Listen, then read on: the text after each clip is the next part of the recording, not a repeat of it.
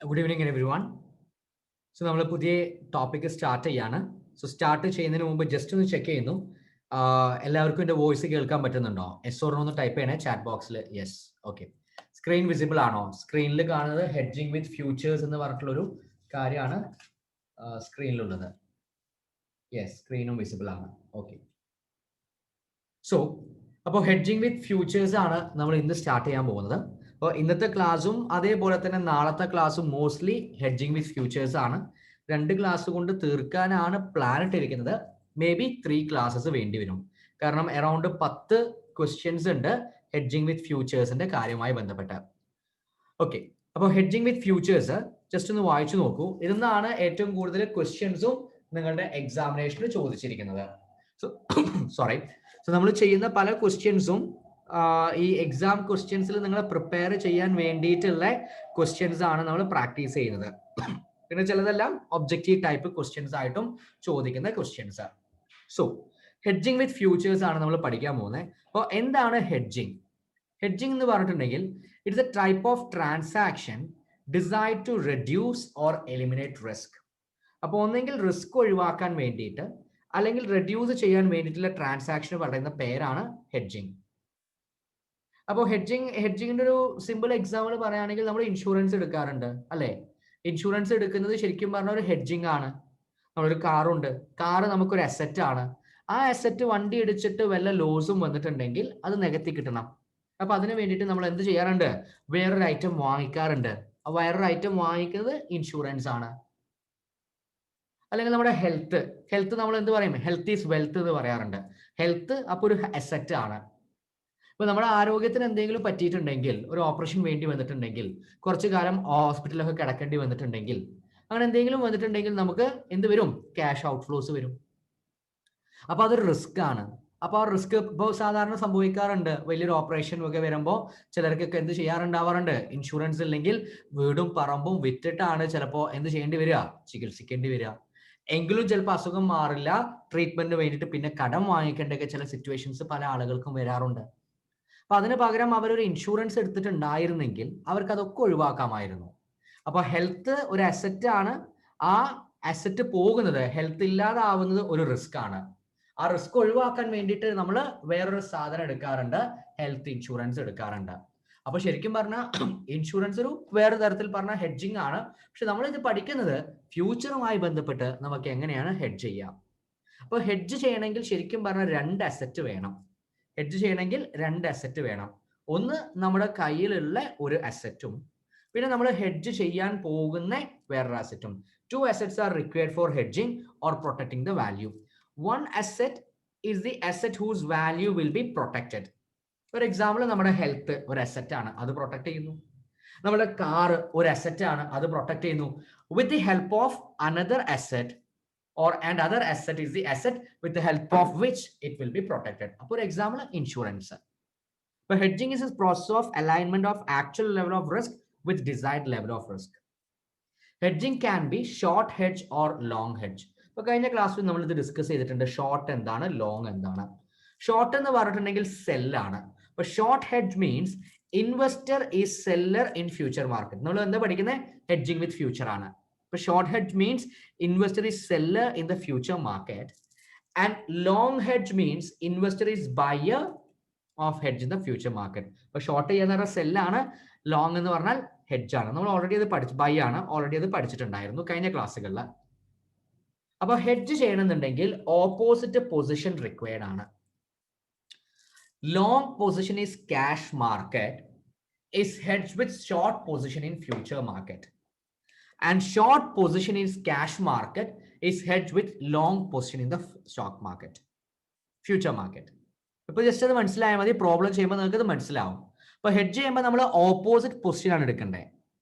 ഒരു സ്ഥലത്ത് നമ്മൾ വാങ്ങിക്കുകയാണെങ്കിൽ അപ്പുറത്തെ സ്ഥലത്ത് സെല് ചെയ്യണം. ഏതാ ഇപ്പുറത്തെ സ്ഥലം? അപ്പുറത്തെ മാർക്കറ്റിൽ. അപ്പൊ ഒരു മാർക്കറ്റ് ഏതാ? ക്യാഷ് മാർക്കറ്റ് അല്ലെങ്കിൽ ഷെയർ മാർക്കറ്റ്. അപ്പുറത്തെ മാർക്കറ്റോ ഫ്യൂച്ചർ മാർക്കറ്റ് ആണ്. പ്രോബ്ലം ചെയ്യുമ്പോൾ കൂടുതൽ ക്ലാരിറ്റി വരും. For long hedge, negatively correlated asset will be selected. For a short position, positively correlated asset will be selected. ഇതാണ് പഠിക്കേണ്ടത്. ഇതൊക്കെ നിങ്ങളുടെ പ്രോബ്ലത്തിന് വേണ്ടിയിട്ടുള്ള തിയറി ആണ്.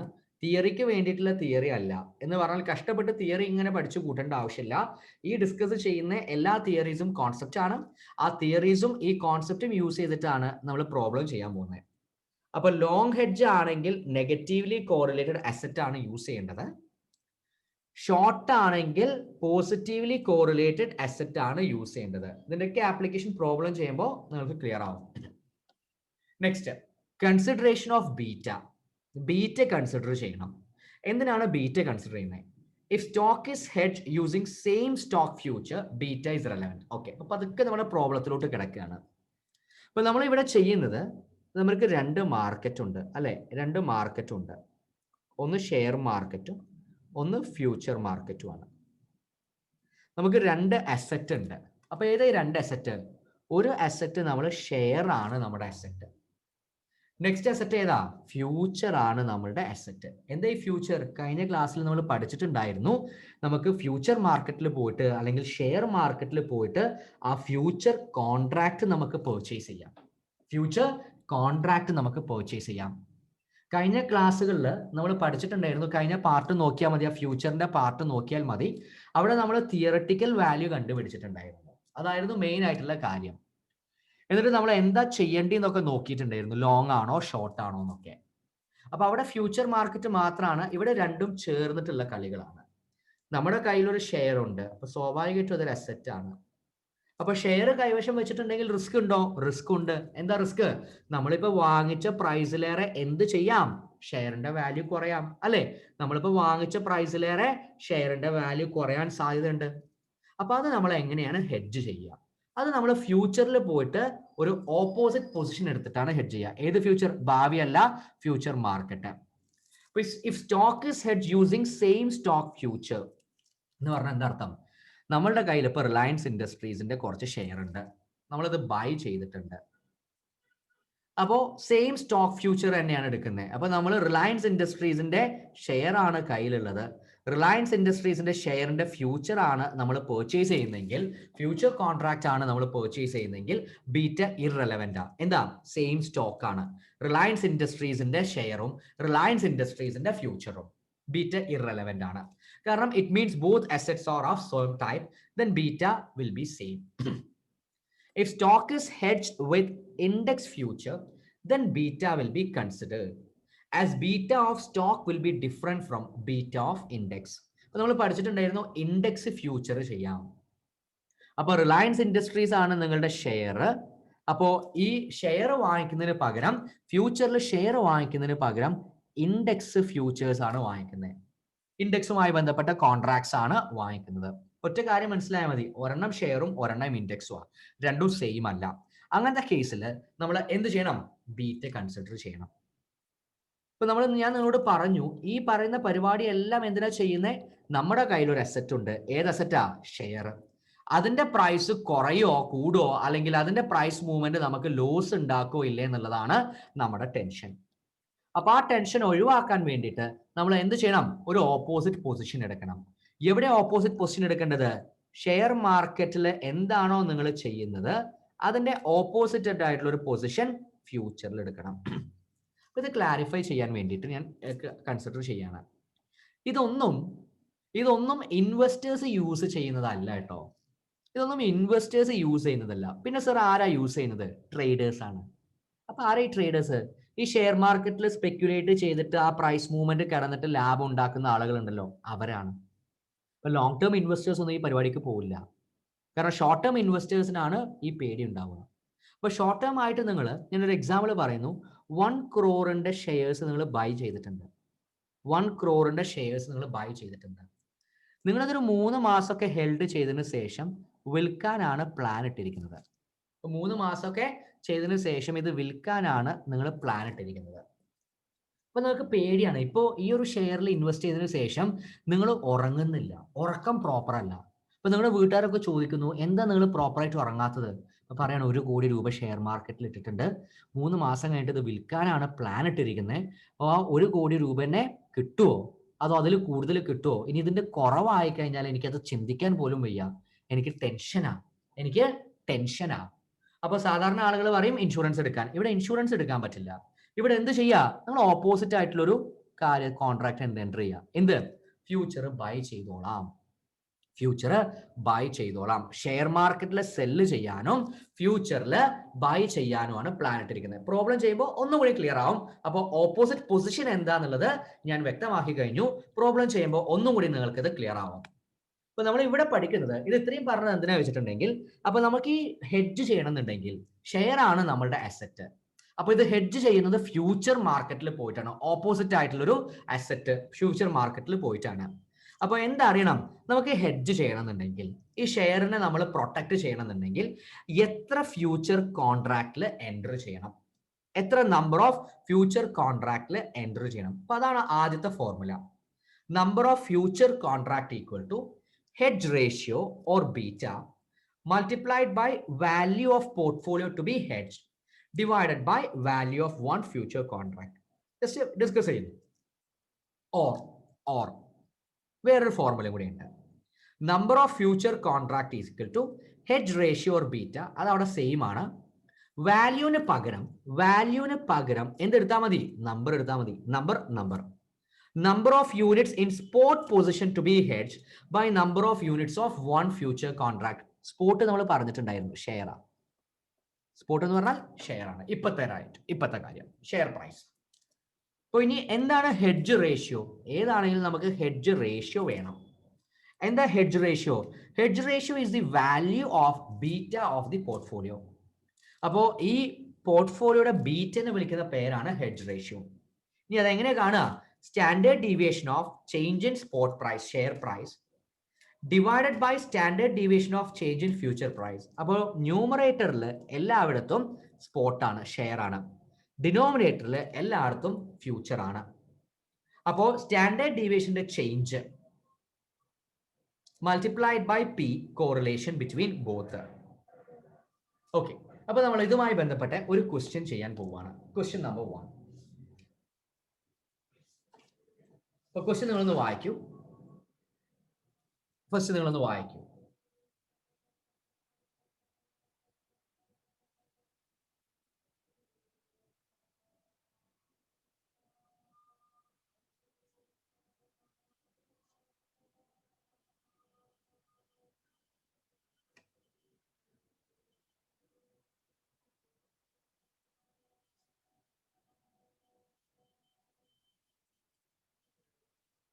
Okay. So question വായിക്കുന്നു. A unit trust want to hedge its portfolio worth rupees 1 lakh with BSE index. അപ്പോൾ എന്താ ചെയ്തേ? ഒരു യൂണിറ്റ് ട്രസ്റ്റ് ഉണ്ട്, അതിന്റെ പോർട്ട്ഫോളിയോ എന്തിനോട് ഹെഡ്ജ് ചെയ്യണം? BSE ഇൻഡെക്സിനോട് ഹെഡ്ജ് ചെയ്യണം. അപ്പോൾ ഇവിടെ രണ്ട് അസറ്റ് ഏതൊക്കെയാ? ഒരെണ്ണം പോർട്ട്ഫോളിയോ ആണ്, നമ്മളുടെ ഷെയർസിന്റെ പോർട്ട്ഫോളിയോ. മറ്റേത് ഇത് എങ്ങനെ ഹെഡ്ജ് ചെയ്യുന്നത്? ഇൻഡെക്സിലാണ്. One future contract is 50 times the index. The index is currently trading at 200. അപ്പോൾ ഒരു ഫ്യൂച്ചർ കോൺട്രാക്ട് ഇൻഡെക്സിന്റെ 50 ടൈംസ് ആണ്. ഇൻഡെക്സ് ഇപ്പോൾ ട്രേഡ് ചെയ്യുന്നത് 200ലാണ്. ബീറ്റ ഓഫ് പോർട്ട്ഫോളിയോ തന്നിട്ടുണ്ട് 0.8 ആൻഡ് ബീറ്റ ഓഫ് ഇൻഡെക്സ് തന്നിട്ടുണ്ട് 1. What is the number of future contract? അപ്പൊ ഇവിടെ നമ്മുടെ പോർട്ട്ഫോളിയോ ആണ് ഒരു അസറ്റ് പ്രൊട്ടക്ട് ചെയ്യാൻ പോകുന്ന അസറ്റ്. ഇൻഡെക്സ് ആണ് എന്ത്? Other asset. രണ്ട് അസറ്റ് ആണ്. രണ്ടാമത്തെ അസറ്റ് ഇൻഡെക്സ് ആണ്. അപ്പോൾ ഇതിന്റെ ആൻസർ ഞാൻ ചെയ്യാൻ പോവാണ്. ഈ ക്വസ്റ്റ്യൻ ഒന്ന് ആസ് യൂഷ്വൽ നമ്മുടെ മൈക്രോസോഫ്റ്റ് വൺ നോട്ടിലോട്ട് ഒന്ന് കോപ്പി പേസ്റ്റ് ചെയ്യട്ടെ, എന്നിട്ട് അവിടെ നമുക്ക് വെച്ച് ഡിസ്കസ് ചെയ്യാം. Okay,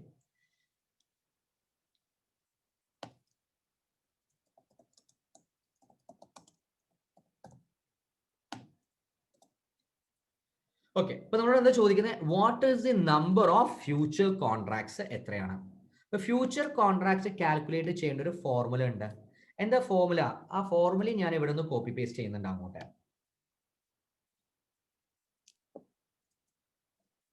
formula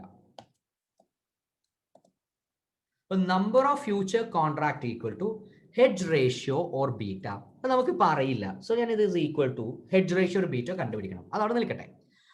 value of portfolio to be hedged divided by value of one future contract, അല്ലെങ്കിൽ number of portfolio divided by number of units ആണ്. അപ്പൊ ഇവിടെ ഞാൻ എടുക്കുന്നുണ്ട് value of portfolio to be hedged ആണ്. അപ്പൊ നമ്മുടെ പോർട്ട്ഫോളിയോയുടെ വാല്യൂ എത്രയാ? Beta multiplied by value of portfolio തന്നിട്ടുണ്ട് റുപ്പീസ് 1 lakh. Rupees 1 lakh. പിന്നെ എന്ത് പറഞ്ഞിട്ടുണ്ട്? ഫ്യൂച്ചറിന്റെ വാല്യൂ. ഇൻഡെക്സ് ഇപ്പൊ ട്രേഡ് ചെയ്യുന്നത് ഇൻഡെക്സിലാണ് നമ്മൾ ട്രേഡ് ചെയ്യുന്നത്, ഫ്യൂച്ചർ ആണ് എടുക്കുന്നത്. ഇൻഡെക്സ് കറന്റ് 200 ആണ്. 1 ഫ്യൂച്ചർ കോൺട്രാക്ട് 50 ആണ്. 50 ടൈംസ് ദി ഇൻഡെക്സ് ആണ്. അപ്പൊ ഒന്ന് പറഞ്ഞേ എത്രയായിരിക്കും നമ്പർ വരുന്നത്? 50 ടൈംസ് ദി ഇൻഡെക്സ് ആണ്. അപ്പൊ 200 ആണ് ഇൻഡെക്സ്. 50 ടൈംസ് എന്ന് പറയുമ്പോൾ ഇൻറ്റു 50 ആണ്. ഇൻറ്റു 50 ആണ്. അപ്പൊ നമുക്ക് എന്ത് കിട്ടി? ഇൻഡെക്സ് കിട്ടി. അതർ അസറ്റ് നമ്മുടെ ഇൻഡെക്സ് ആണ്. ഓക്കെ, അല്ലെങ്കിൽ ഫ്യൂച്ചർ കോൺട്രാക്ട് ആണ്. Future contract. ഇനി എന്താ നമുക്ക് കണ്ടുപിടിക്കണ്ടേ? ഹെഡ്ജ് റേഷ്യോ അല്ലെങ്കിൽ ബീറ്റ കണ്ടുപിടിക്കണം. ഹെഡ്ജ് റേഷ്യോ അല്ലെങ്കിൽ ബീറ്റ എന്താ പറയുന്നത്? Percentage of change in spot price divided by standard deviation of change in future price. രണ്ടും സ്റ്റാൻഡേർഡ് ഡീവിയേഷൻ ആണ്, ചേഞ്ചിന്റെ ആണ്. ആദ്യം എന്ത് പറയുന്നു? നമ്മളുടെ സ്പോട്ടില് എത്ര ബീറ്റ തന്നിട്ടുണ്ട്? നമുക്ക് ഡയറക്റ്റ് ആയിട്ട് തന്നിട്ടുണ്ട് 0.8 ആണ്. അപ്പൊ പോർട്ട്ഫോളിയോയുടെ 0.8ഉം ഡിനോമിനേറ്ററിൽ എന്താ വേണ്ടത്? ഇൻഡെക്സ് ആണ്. ഇൻഡെക്സിന്റെ ബീറ്റയും തന്നിട്ടുണ്ട്. നമ്മൾ കഷ്ടപ്പെട്ട് ബീറ്റ കണ്ടുപിടിക്കേണ്ട ആവശ്യമില്ല, തന്നിട്ടുണ്ട്. അപ്പൊ ഡിവൈഡഡ് ബൈ 1. അപ്പൊ 0.8 divided by 1 into 1 lakh divided by 200 into 50. അപ്പൊ 200 ഇൻറ്റു 50 നമുക്ക് ചെയ്യുമ്പോൾ ഈക്വൽ ടു 10,000 കിട്ടും. So this is equal to 0.8 divided by 1.8 into 1 lakh divided by 10 equal to 10 ആണ്. So 0.8 into 10 equal to 8. അപ്പോൾ എത്ര ഫ്യൂച്ചർ അല്ലെങ്കിൽ എത്ര ഇൻഡെക്സ് വാങ്ങിക്കണം? 8. അപ്പൊ എത്ര നമ്പർ ഓഫ് ഫ്യൂച്ചർ കോൺട്രാക്ട്സ് വാങ്ങിക്കണം? 8 ഫ്യൂച്ചർ കോൺട്രാക്ട്സ് വാങ്ങിച്ചാലാണ് നമുക്ക് എന്ത് ചെയ്യാം? ഇതിനോട് ഹെഡ്ജ് ചെയ്യാൻ പറ്റുള്ളൂ. ഓക്കെ, കുറച്ചുകൂടി കഴിയുമ്പോൾ നിങ്ങൾക്ക് പ്രോബ്ലം ഒക്കെ അങ്ങനെ മനസ്സിലാവും കേട്ടോ. ഈ ക്വസ്റ്റ്യൻസ് ഒക്കെ നമ്മുടെ മെയിൻ പ്രോബ്ലം ഐഡന്റിഫൈ ചെയ്യാനാണ്. ഇത് ഞാൻ ഈ ക്വസ്റ്റ്യൻ ഇങ്ങനെ ഒന്ന് കാണിച്ചു തരുന്നുണ്ട്, നമ്മൾ എന്താ ചെയ്യാൻ പോകുന്നത് എന്നുള്ളൊരു ഐഡിയ കിട്ടാൻ വേണ്ടിയിട്ട്. ക്വസ്റ്റ്യൻ 2, ക്വസ്റ്റ്യൻ 3 ലാസ്റ്റ് നോക്കിയാൽ മതി. ലാസ്റ്റ് കുറച്ച് ക്വസ്റ്റ്യൻസ് നോക്കിയാൽ മതി. ലാസ്റ്റ് കുറച്ച് ക്വസ്റ്റ്യൻസ് ആണ് നിങ്ങളുടെ ഫുൾ ക്വസ്റ്റ്യൻസ് വരുന്നത്. കണ്ടോ? ക്വസ്റ്റ്യൻ നമ്പർ 7 ഡിസംബറിൽ ചോദിച്ചതാണ് 8 മാർക്കിന്. ക്വസ്റ്റ്യൻ നമ്പർ 8 ജൂണിൽ ചോദിച്ചതാണ്, ജൂൺ 2008 10 മാർക്കിന്. പിന്നെ ക്വസ്റ്റ്യൻ നമ്പർ 9 ഡിസംബർ 2016 ചോദിച്ചതാണ്. എത്ര മാർക്കാന്നുള്ളത് അതിൽ ടൈപ്പ് ചെയ്തപ്പോൾ അവർക്ക് തെറ്റിയിട്ടുണ്ട്, അവർ ഇൻക്ലൂഡ് ചെയ്തിട്ടില്ല. ഇനിവേ വലിയൊരു മാർക്ക് തന്നെ ആയിരിക്കും ചോദിച്ചിരിക്കുന്നത്. അറൌണ്ട് 10 മാർക്സിനാണ് ചോദിച്ചിരിക്കുന്നത്. പിന്നെ ക്വസ്റ്റ്യൻ നമ്പർ 10. അപ്പോൾ ഈ ക്വസ്റ്റ്യൻസ് ഒക്കെ ഇതിന്റെ ബേസ് ആയിട്ട് ഇങ്ങനെ ഇതിൽ തന്നെ 8 ക്വസ്റ്റ്യൻസിൽ 2-3 ക്വസ്റ്റ്യൻസ് ഉണ്ട്. അപ്പൊ അതൊക്കെ മനസ്സിലാക്കാൻ വേണ്ടിയിട്ടുള്ള ബേസിക് ക്വസ്റ്റ്യൻസ് ആണ് നമ്മളിപ്പോൾ പ്രാക്ടീസ് ചെയ്യുന്നത്. ഇത് ചിലപ്പോൾ നിങ്ങളുടെ ഒബ്ജക്റ്റീവ് ടൈപ്പ് ക്വസ്റ്റ്യൻ ആയിട്ടും ചോദിക്കും. അപ്പോൾ ഇതിന്റെ ഫുൾ ക്ലാസ് കഴിയുമ്പോൾ നിങ്ങൾക്ക് ഒരു ഫുൾ പിക്ചർ കിട്ടും. ഇപ്പൊ ചെറിയൊരു ഡൗട്ട് ഉണ്ടാവും, ഇത് എന്തിനാ കണ്ടുപിടിച്ചത് എന്നുള്ളത്. അത് പിന്നീട് നിങ്ങൾക്ക് മനസ്സിലാവും. അപ്പോൾ ഇപ്പൊ എന്ത് ചെയ്യാം? നമ്പർ ഓഫ് ഫ്യൂച്ചർ കോൺട്രാക്ട് കണ്ടുപിടിക്കുന്നത് എങ്ങനെയെന്നുള്ളത് മനസ്സിലാക്കി വെക്കുക. ഓക്കെ, അപ്പൊ ഇത് എഴുതിയെടുത്തോളൂ. ഡൗട്ട് ഉണ്ടെങ്കിൽ, പ്രത്യേകിച്ച് ഇവിടെ ഡൗട്ട് ഒന്നുമില്ല, എന്തിനാ യൂസ് ചെയ്യുന്നത് പിന്നീട് മനസ്സിലാക്കാം. ഓക്കെ, അപ്പൊ ഇത് തീർന്നിട്ടുണ്ടെങ്കിൽ ആ ചാറ്റ് ബോക്സിൽ ജസ്റ്റ് ഒന്ന് ഡൺ എന്ന് പറയണേ, എങ്കിൽ നമുക്ക് അടുത്ത ക്വസ്റ്റ്യൻ ചെയ്യാം.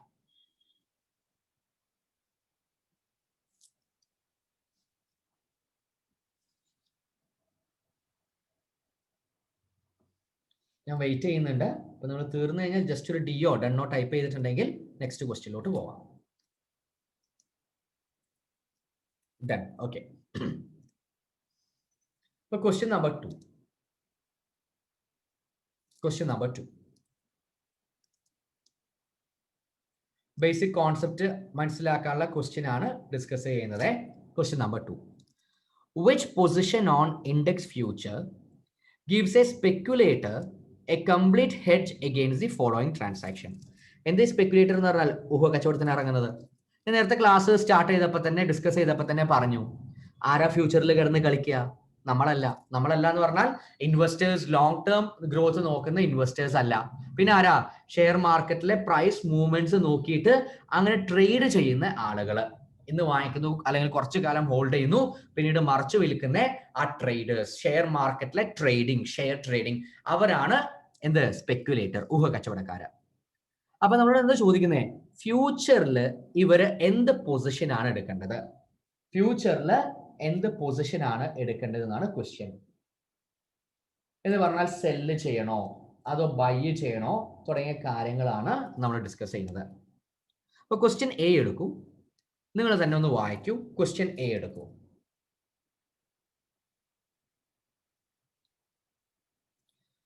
A, share price of A Limited is going to rise. ഇപ്പൊ നിങ്ങൾ ഓർക്കേണ്ടത് എന്താ, ഹെഡ്ജിങ് രണ്ട് അസറ്റ് ഉണ്ട്, രണ്ട് അസറ്റ് ഉണ്ട്.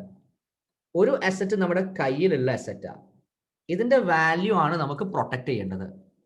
ഇതിന്റെ വാല്യൂവിന് എന്തെങ്കിലും പറ്റുമോ എന്നാണ് നമ്മുടെ ടെൻഷൻ. ആ അസറ്റ് ഏതാ? ഷെയർ ആണ്. നമുക്ക് ഏതെങ്കിലും ഒരു കമ്പനിയിലെ ഷെയർ ഉണ്ട്. ഇതാണ് അസറ്റ്. അപ്പൊ വേറൊരു അസറ്റ് ഉപയോഗിച്ചിട്ടാണ് നമ്മൾ ഇതിനെ പ്രൊട്ടക്ട് ചെയ്യുന്നത്. അനദർ അസറ്റ് യൂസ് ചെയ്തിട്ടാണ് പ്രൊട്ടക്ട് ചെയ്യുന്നത്.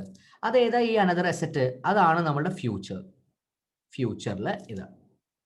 അപ്പൊ share price of A limited ആണ് പ്രൊട്ടക്ട് ചെയ്യപ്പെടേണ്ട item. Share price is going to rise. Is going to rise. He has a long position on cash market. എന്താ ഈ ക്യാഷ് മാർക്കറ്റ് കൊണ്ട് ഉദ്ദേശിക്കുന്നത്? Share market. ഇയാൾക്ക് ഒരു ലോങ് പൊസിഷൻ ആണുള്ളത്. അപ്പൊ ഒന്ന് പറഞ്ഞേ, ഒന്ന് ചാറ്റ് ബോക്സിൽ ടൈപ്പ് ചെയ്തേ, എന്താ ഈ ലോങ് പൊസിഷൻ എന്ന് പറഞ്ഞാൽ? ബൈ ആണോ സെല്ലാണോ എന്ന് പറഞ്ഞാൽ മതി. ചാറ്റ് ബോക്സിൽ ഒന്ന് ടൈപ്പ് ചെയ്യണേ. ലോങ് പൊസിഷൻ എന്ന് പറഞ്ഞാൽ എന്താണ്? ബൈ ആണോ സെല്ലാണോ? ലോങ് പൊസിഷൻ എന്ന് പറഞ്ഞിട്ടുണ്ടെങ്കിൽ ബൈ ആണ്. ലോങ് പൊസിഷൻ എന്ന് പറഞ്ഞിട്ടുണ്ടെങ്കിൽ ബൈ ആണ്. അപ്പൊ ഇയാൾ ഷെയർ മാർക്കറ്റിൽ എടുത്ത പൊസിഷൻ എന്താ? ബൈ ചെയ്യണം എന്നാണ് ഇയാൾ ഷെയർ മാർക്കറ്റിൽ എടുത്ത പൊസിഷൻ.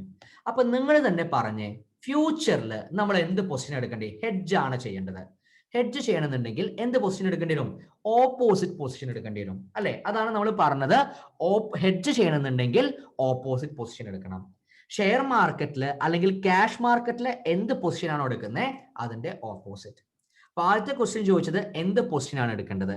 എന്ത് പൊസിഷൻ എടുക്കേണ്ടത്? സെല്ല് ചെയ്യാനുള്ള പൊസിഷൻ ആണ് എടുക്കേണ്ടത്. സെല്ല് ചെയ്യാനുള്ള പൊസിഷൻ ആണ് എടുക്കേണ്ടത്. അപ്പൊ സെല്ല് ചെയ്യാനുള്ള പൊസിഷൻ എന്ന് പറഞ്ഞാൽ എന്തെടുക്കണം? ഷോർട്ട് പൊസിഷൻ എടുക്കണം. എവിടെ? ഇൻഡെക്സില്. ഇൻഡെക്സില് ഷോർട്ട് പൊസിഷൻ എടുക്കണം. ഓക്കെ, ഇനി ഇൻഡെക്സില് ഷോർട്ട് പൊസിഷൻ എടുക്കണം. അപ്പൊ ഇനി നമ്മൾ ഡിസ്കസ് ചെയ്യാൻ പോകുന്നത്, ഇനി ആ ക്വസ്റ്റ്യൻ ഒന്നുകൂടി വായിക്കൂ. ഇപ്പൊ ഷോർട്ട് പൊസിഷൻ എടുക്കണ്ടേ, ഇനി അതിന്റെ എമൗണ്ട് എത്രയായിരിക്കണം? അപ്പോൾ ഷോർട്ട് പൊസിഷൻ എന്ന് പറഞ്ഞാൽ എന്താ അർത്ഥം? നമ്മൾ ഇപ്പോ ഒരു കോൺട്രാക്റ്റിൽ എൻ്റർ ചെയ്യണം. എവിടെ കോൺട്രാക്റ്റിൽ എൻ്റർ ചെയ്യണം? ഫ്യൂച്ചറിലെ ഒരു കോൺട്രാക്റ്റിൽ എൻ്റർ ചെയ്യണം. എന്ത് കോൺട്രാക്റ്റിൽ എൻ്റർ ചെയ്യേണ്ടത്? I will cell share of A limited, അല്ലെ? നമ്മൾ കഴിഞ്ഞ ക്ലാസ്സിൽ പഠിച്ചു ഫ്യൂച്ചർ. കഴിഞ്ഞ ക്ലാസ്സിൽ വരാത്തവരുണ്ടെങ്കിൽ ഞാൻ നമ്മുടെ യൂട്യൂബ് ചാനൽ അപ്ലോഡ് ചെയ്യുന്നുണ്ടാവും ഉടനെ തന്നെ. ആ ഫ്യൂച്ചറിന്റെ ടോപ്പിക് എടുക്കുക. അപ്പൊ ആ ഫ്യൂച്ചറിന്റെ ടോപ്പിക്കിൽ നമ്മൾ പഠിച്ചിട്ടുണ്ടായിരുന്നു, നമ്മൾ എന്താണ് ഫ്യൂച്ചർ? ഒരു കോൺട്രാക്റ്റ് ആണ്. ആ കോൺട്രാക്റ്റിൽ ഒരു അണ്ടർലൈങ് അസറ്റ് ഉണ്ട്. എന്താ അസറ്റ്? ഷെയർ പ്രൈസ് ആണ്. അപ്പൊ നമ്മൾ ഫ്യൂച്ചറിൽ സെല്ല് ചെയ്യാനുള്ള പ്ലാൻ എടുക്കണ്ടേ ഫ്യൂച്ചർ മാർക്കറ്റിൽ. അപ്പൊ നമ്മൾ കോൺട്രാക്റ്റിൽ എൻ്റർ ചെയ്യും, ഫ്യൂച്ചർ കോൺട്രാക്റ്റിൽ എൻ്റർ ചെയ്യും. എന്താ എൻ്റർ ചെയ്യുക? I will cell A limited share. ഞാൻ എ ലിമിറ്റഡിന്റെ ഷെയർ സെല്ല് ചെയ്യും. ഓക്കെ, സെല്ല് ചെയ്യും എന്ന് പറഞ്ഞിട്ട് നമ്മളൊരു കോൺട്രാക്റ്റിൽ എൻ്റർ ചെയ്യും. അപ്പൊ എന്റെ ഞാൻ സിമ്പിൾ ക്വസ്റ്റ്യൻ ചോദിക്കട്ടെ. സിമ്പിൾ ക്വസ്റ്റ്യൻ, എന്തിനാ നമ്മൾ ഹെഡ്ജ് ചെയ്യുന്നത്? പ്രൊട്ടക്ട് ചെയ്യാനാണ്. അപ്പൊ നമ്മുടെ പേടിപ്പ് എന്താ? നമ്മളൊരു 2 lakhs ബൈ ചെയ്തിട്ടുണ്ട് ഷെയർ മാർക്കറ്റിൽ. ഷെയർ ബൈ ചെയ്തിട്ടുണ്ട് 2 lakhs. അപ്പൊ നമ്മളുടെ ഉറക്കം പോകുന്നത്, അയ്യോ ഇതിന്റെ വില കുറഞ്ഞിട്ടുണ്ടെങ്കിൽ എനിക്ക് ലോസ് ആവുമല്ലോ എന്നുള്ള പേടിച്ചിട്ട് നമുക്ക് ഉറക്കം വരുന്നില്ല. അപ്പൊ നമ്മൾ എന്ത് ചെയ്യാണ്? ഫ്യൂച്ചറിൽ പോയിട്ട് ഒരു കോൺട്രാക്റ്റിൽ എൻ്റർ ചെയ്യാണ്. എന്താ കോൺട്രാക്റ്റിൽ എൻ്റർ ചെയ്യണേ? ഞാൻ എന്റെ കുറച്ച് ഷെയർസ് കണ്ട് വിൽക്കൂട്ടോ എന്ന് പറഞ്ഞ് എൻ്റർ ചെയ്യാണ് ഫ്യൂച്ചറിൽ.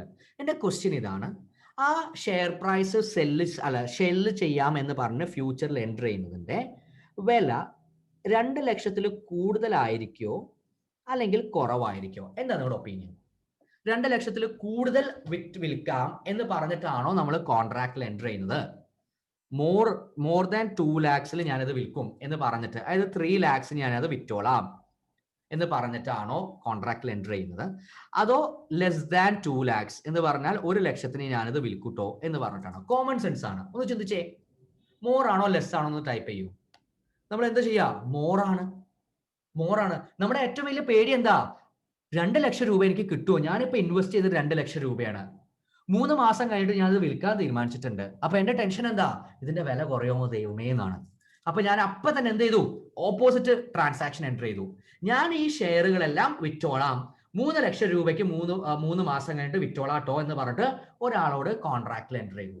ആ എൻ്റർ ചെയ്തതിനു ശേഷം നമ്മൾ സുഖമായിട്ട് കടന്നുറങ്ങും. എന്താ, ഷെയർ മാർക്കറ്റിൽ ഇനി 2 ലക്ഷത്തിന്റെ താഴെ പ്രൈസ് വന്നു, 1.5 ലക്ഷത്തിലോട്ട് ഇടിഞ്ഞു, നമ്മൾ അപ്പോഴും സുഖമായിട്ട് കിടന്നുറങ്ങും. എന്താ, നമ്മൾ കോൺട്രാക്റ്റിൽ എൻ്റർ ചെയ്തിരിക്കുന്നത് നമ്മൾ വാങ്ങിച്ച വിലന്റെ കാട്ടിലും കൂടുതൽ വിലക്ക് വിറ്റോളാം എന്ന് പറഞ്ഞിട്ടാണ്. അപ്പൊ നമുക്ക് സുഖമായിട്ട് ഉറങ്ങാം. ഇതാണ് ഹെഡ്ജിങ്.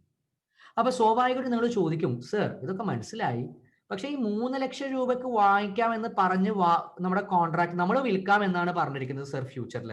അപ്പൊ വേറെ ഏതെങ്കിലും ഒരു മണ്ടനോ മണ്ടിയോ എന്ത് ചെയ്തിട്ടുണ്ടാവില്ലേ, ഇത് വാങ്ങിച്ചിട്ടുണ്ടാവില്ലേ? അത് വാങ്ങിച്ചിട്ടുണ്ടാവും സർ. അപ്പൊ ആ മണ്ടന്റെയും മണ്ടിന്റെയും ലോജിക്ക് എന്താ സർ? 3 ലക്ഷം രൂപയ്ക്ക് ഞാൻ ഇത് വാങ്ങിച്ചോളാം. അവര് മണ്ടനും മണ്ടി ആയിരിക്കില്ല. അവരെന്ത് എസ്റ്റിമേറ്റ് ചെയ്തിട്ടുണ്ടാവും? പ്രൈസ് കൂടുക, പ്രൈസ് കൂടിക്കൊണ്ടിരിക്കാനുള്ള സാധ്യത ഉണ്ട്. അപ്പൊ അതിലും കുറഞ്ഞൊരു വിലക്ക് അവർ 4 ലക്ഷം രൂപയ്ക്കാണ് ഷെയർ എസ്റ്റിമേറ്റ് ചെയ്യുന്നത്. കുറച്ച് കഴിയുമ്പോൾ 4 ലക്ഷം രൂപയ്ക്ക് ഇത് വാങ്ങിക്കേണ്ടി വരുമെന്നാണ്. അപ്പൊ ഇപ്പൊ തന്നെ അവർ കോൺട്രാക്റ്റിൽ എൻ്റർ ചെയ്തതാണ്. ഓക്കെ, അപ്പോ ഇനി നമുക്ക് ചെയ്യേണ്ടത് ഇതാണ്. അപ്പൊ ഒരു കോമൺ സെൻസ് അപ്രോച്ച് ഞാൻ പറഞ്ഞു. ഇനി നമുക്ക് ചെയ്യേണ്ടത് ഇതിന്റെ വാല്യൂ എത്രയാണെന്ന് അറിയണം. അതിപ്പോ നമ്മൾ 2 ലക്ഷം രൂപയൊക്കെയാണല്ലോ ഇൻവെസ്റ്റ് ചെയ്തിരിക്കുന്നത് ഷെയറിൽ. നമ്മൾ ഫ്യൂച്ചർ എത്ര രൂപക്ക് സെൽ ചെയ്യണം എന്നുള്ളതിന്റെ വാല്യൂ. ബീറ്റ ഓഫ് കമ്പനി എന്ത് പറഞ്ഞിട്ടുണ്ട്? 1.5 ആണ് പറഞ്ഞിട്ടുണ്ട്. ബീറ്റ ഓഫ് കമ്പനി 1.5 ആണ്. അപ്പൊ നമ്മൾ എന്താ ചെയ്യേണ്ടത്? ബീറ്റ എന്ന് പറഞ്ഞിട്ടുണ്ടെങ്കിൽ ആ ഷെയർ പ്രൈസിന്റെ വാല്യൂല് വരുന്ന ചേഞ്ച് ആണ്. 1.5 into 2 lakh equal to 3 lakh. അപ്പൊ നമ്മൾ എൻറ്റർ ചെയ്യേണ്ടത് എത്ര വാല്യൂലാണ്? 3 lakhsനാണ് എൻറ്റർ ചെയ്യേണ്ടത്. അതൊരു എക്സാമ്പിൾ പറഞ്ഞു എന്നേ ഉള്ളൂ. ഈ ബീറ്റ വാല്യൂ യൂസ് ചെയ്തിട്ട് ഞാൻ പഠിപ്പിച്ചു എന്നേ ഉള്ളൂ. ക്വസ്റ്റ്യനിൽ കുറച്ചുകൂടി കഴിയുമ്പോൾ ശരിക്കുള്ള റിയൽ ക്വസ്റ്റ്യൻസ് വരും. അപ്പൊ അതിൽ കുറച്ചുകൂടി കോംപ്ലിക്കേറ്റഡ് ആയിരിക്കും, ഇത്ര ഈസി ആയിരിക്കില്ല. എനിവേ ഒരു ടെൻറ്റേറ്റീവ് വാല്യൂ പറയുകയാണെങ്കിൽ 1.5 into 2 lakh 3 lakhsലാണ് നമ്മൾ ഫ്യൂച്ചറിൽ എൻറ്റർ ചെയ്യേണ്ടത്. Next B, question number B. The share price of B Limited is expected to be declined. He has a short position in the cash market of B Limited for 50,000. The beta of B Limited is 0.80. Okay, അപ്പോൾ എന്താ സംഭവിക്കുന്നത്? Share price of B Limited expected to decline. He has a short position in the cash market. എന്താ short position in the cash market എന്ന് പറഞ്ഞാൽ? Cell ചെയ്യാനാണ് plan ഇട്ടിരിക്കുന്നത്. Okay, അപ്പോൾ എൻ്റെ ഫസ്റ്റ് ക്വസ്റ്റ്യൻ ഷോർട്ട് പൊസിഷൻ ആണ്. ഞാനത് ഗ്രീൻ നമ്മുടെ സെയിം കളർ തന്നെ യൂസ് ചെയ്യട്ടെ. ഷെയർ മാർക്കറ്റിൽ ഷോർട്ട് പൊസിഷൻ ആണ്, സെല്ല് ചെയ്യാനാണ് പ്ലാൻ ഇട്ടിരിക്കുന്നത്. അപ്പൊ എൻ്റെ ക്വസ്റ്റ്യൻ ഇതാണ്, കോമൺ സെൻസ് ഉപയോഗിച്ച് പറഞ്ഞേ, ഫ്യൂച്ചറിൽ എന്തായിരിക്കും പൊസിഷൻ ചെയ്യേണ്ടത്? ഫ്യൂച്ചറിൽ നമ്മൾ എന്താ പൊസിഷൻ ചെയ്യേണ്ടത്? ബൈ ചെയ്യാൻ. ഫ്യൂച്ചർ ബൈ ചെയ്യാനാണ് നമ്മൾ പ്ലാൻ ചെയ്യേണ്ടത്. ഓക്കെ, ഇനി ഇവിടെ ശ്രദ്ധിക്കും. അപ്പൊ നമ്മുടെ പ്ലാൻ എന്താ? സെൽ ചെയ്യും, ഷെയർസ് സെൽ ചെയ്യും 50,000.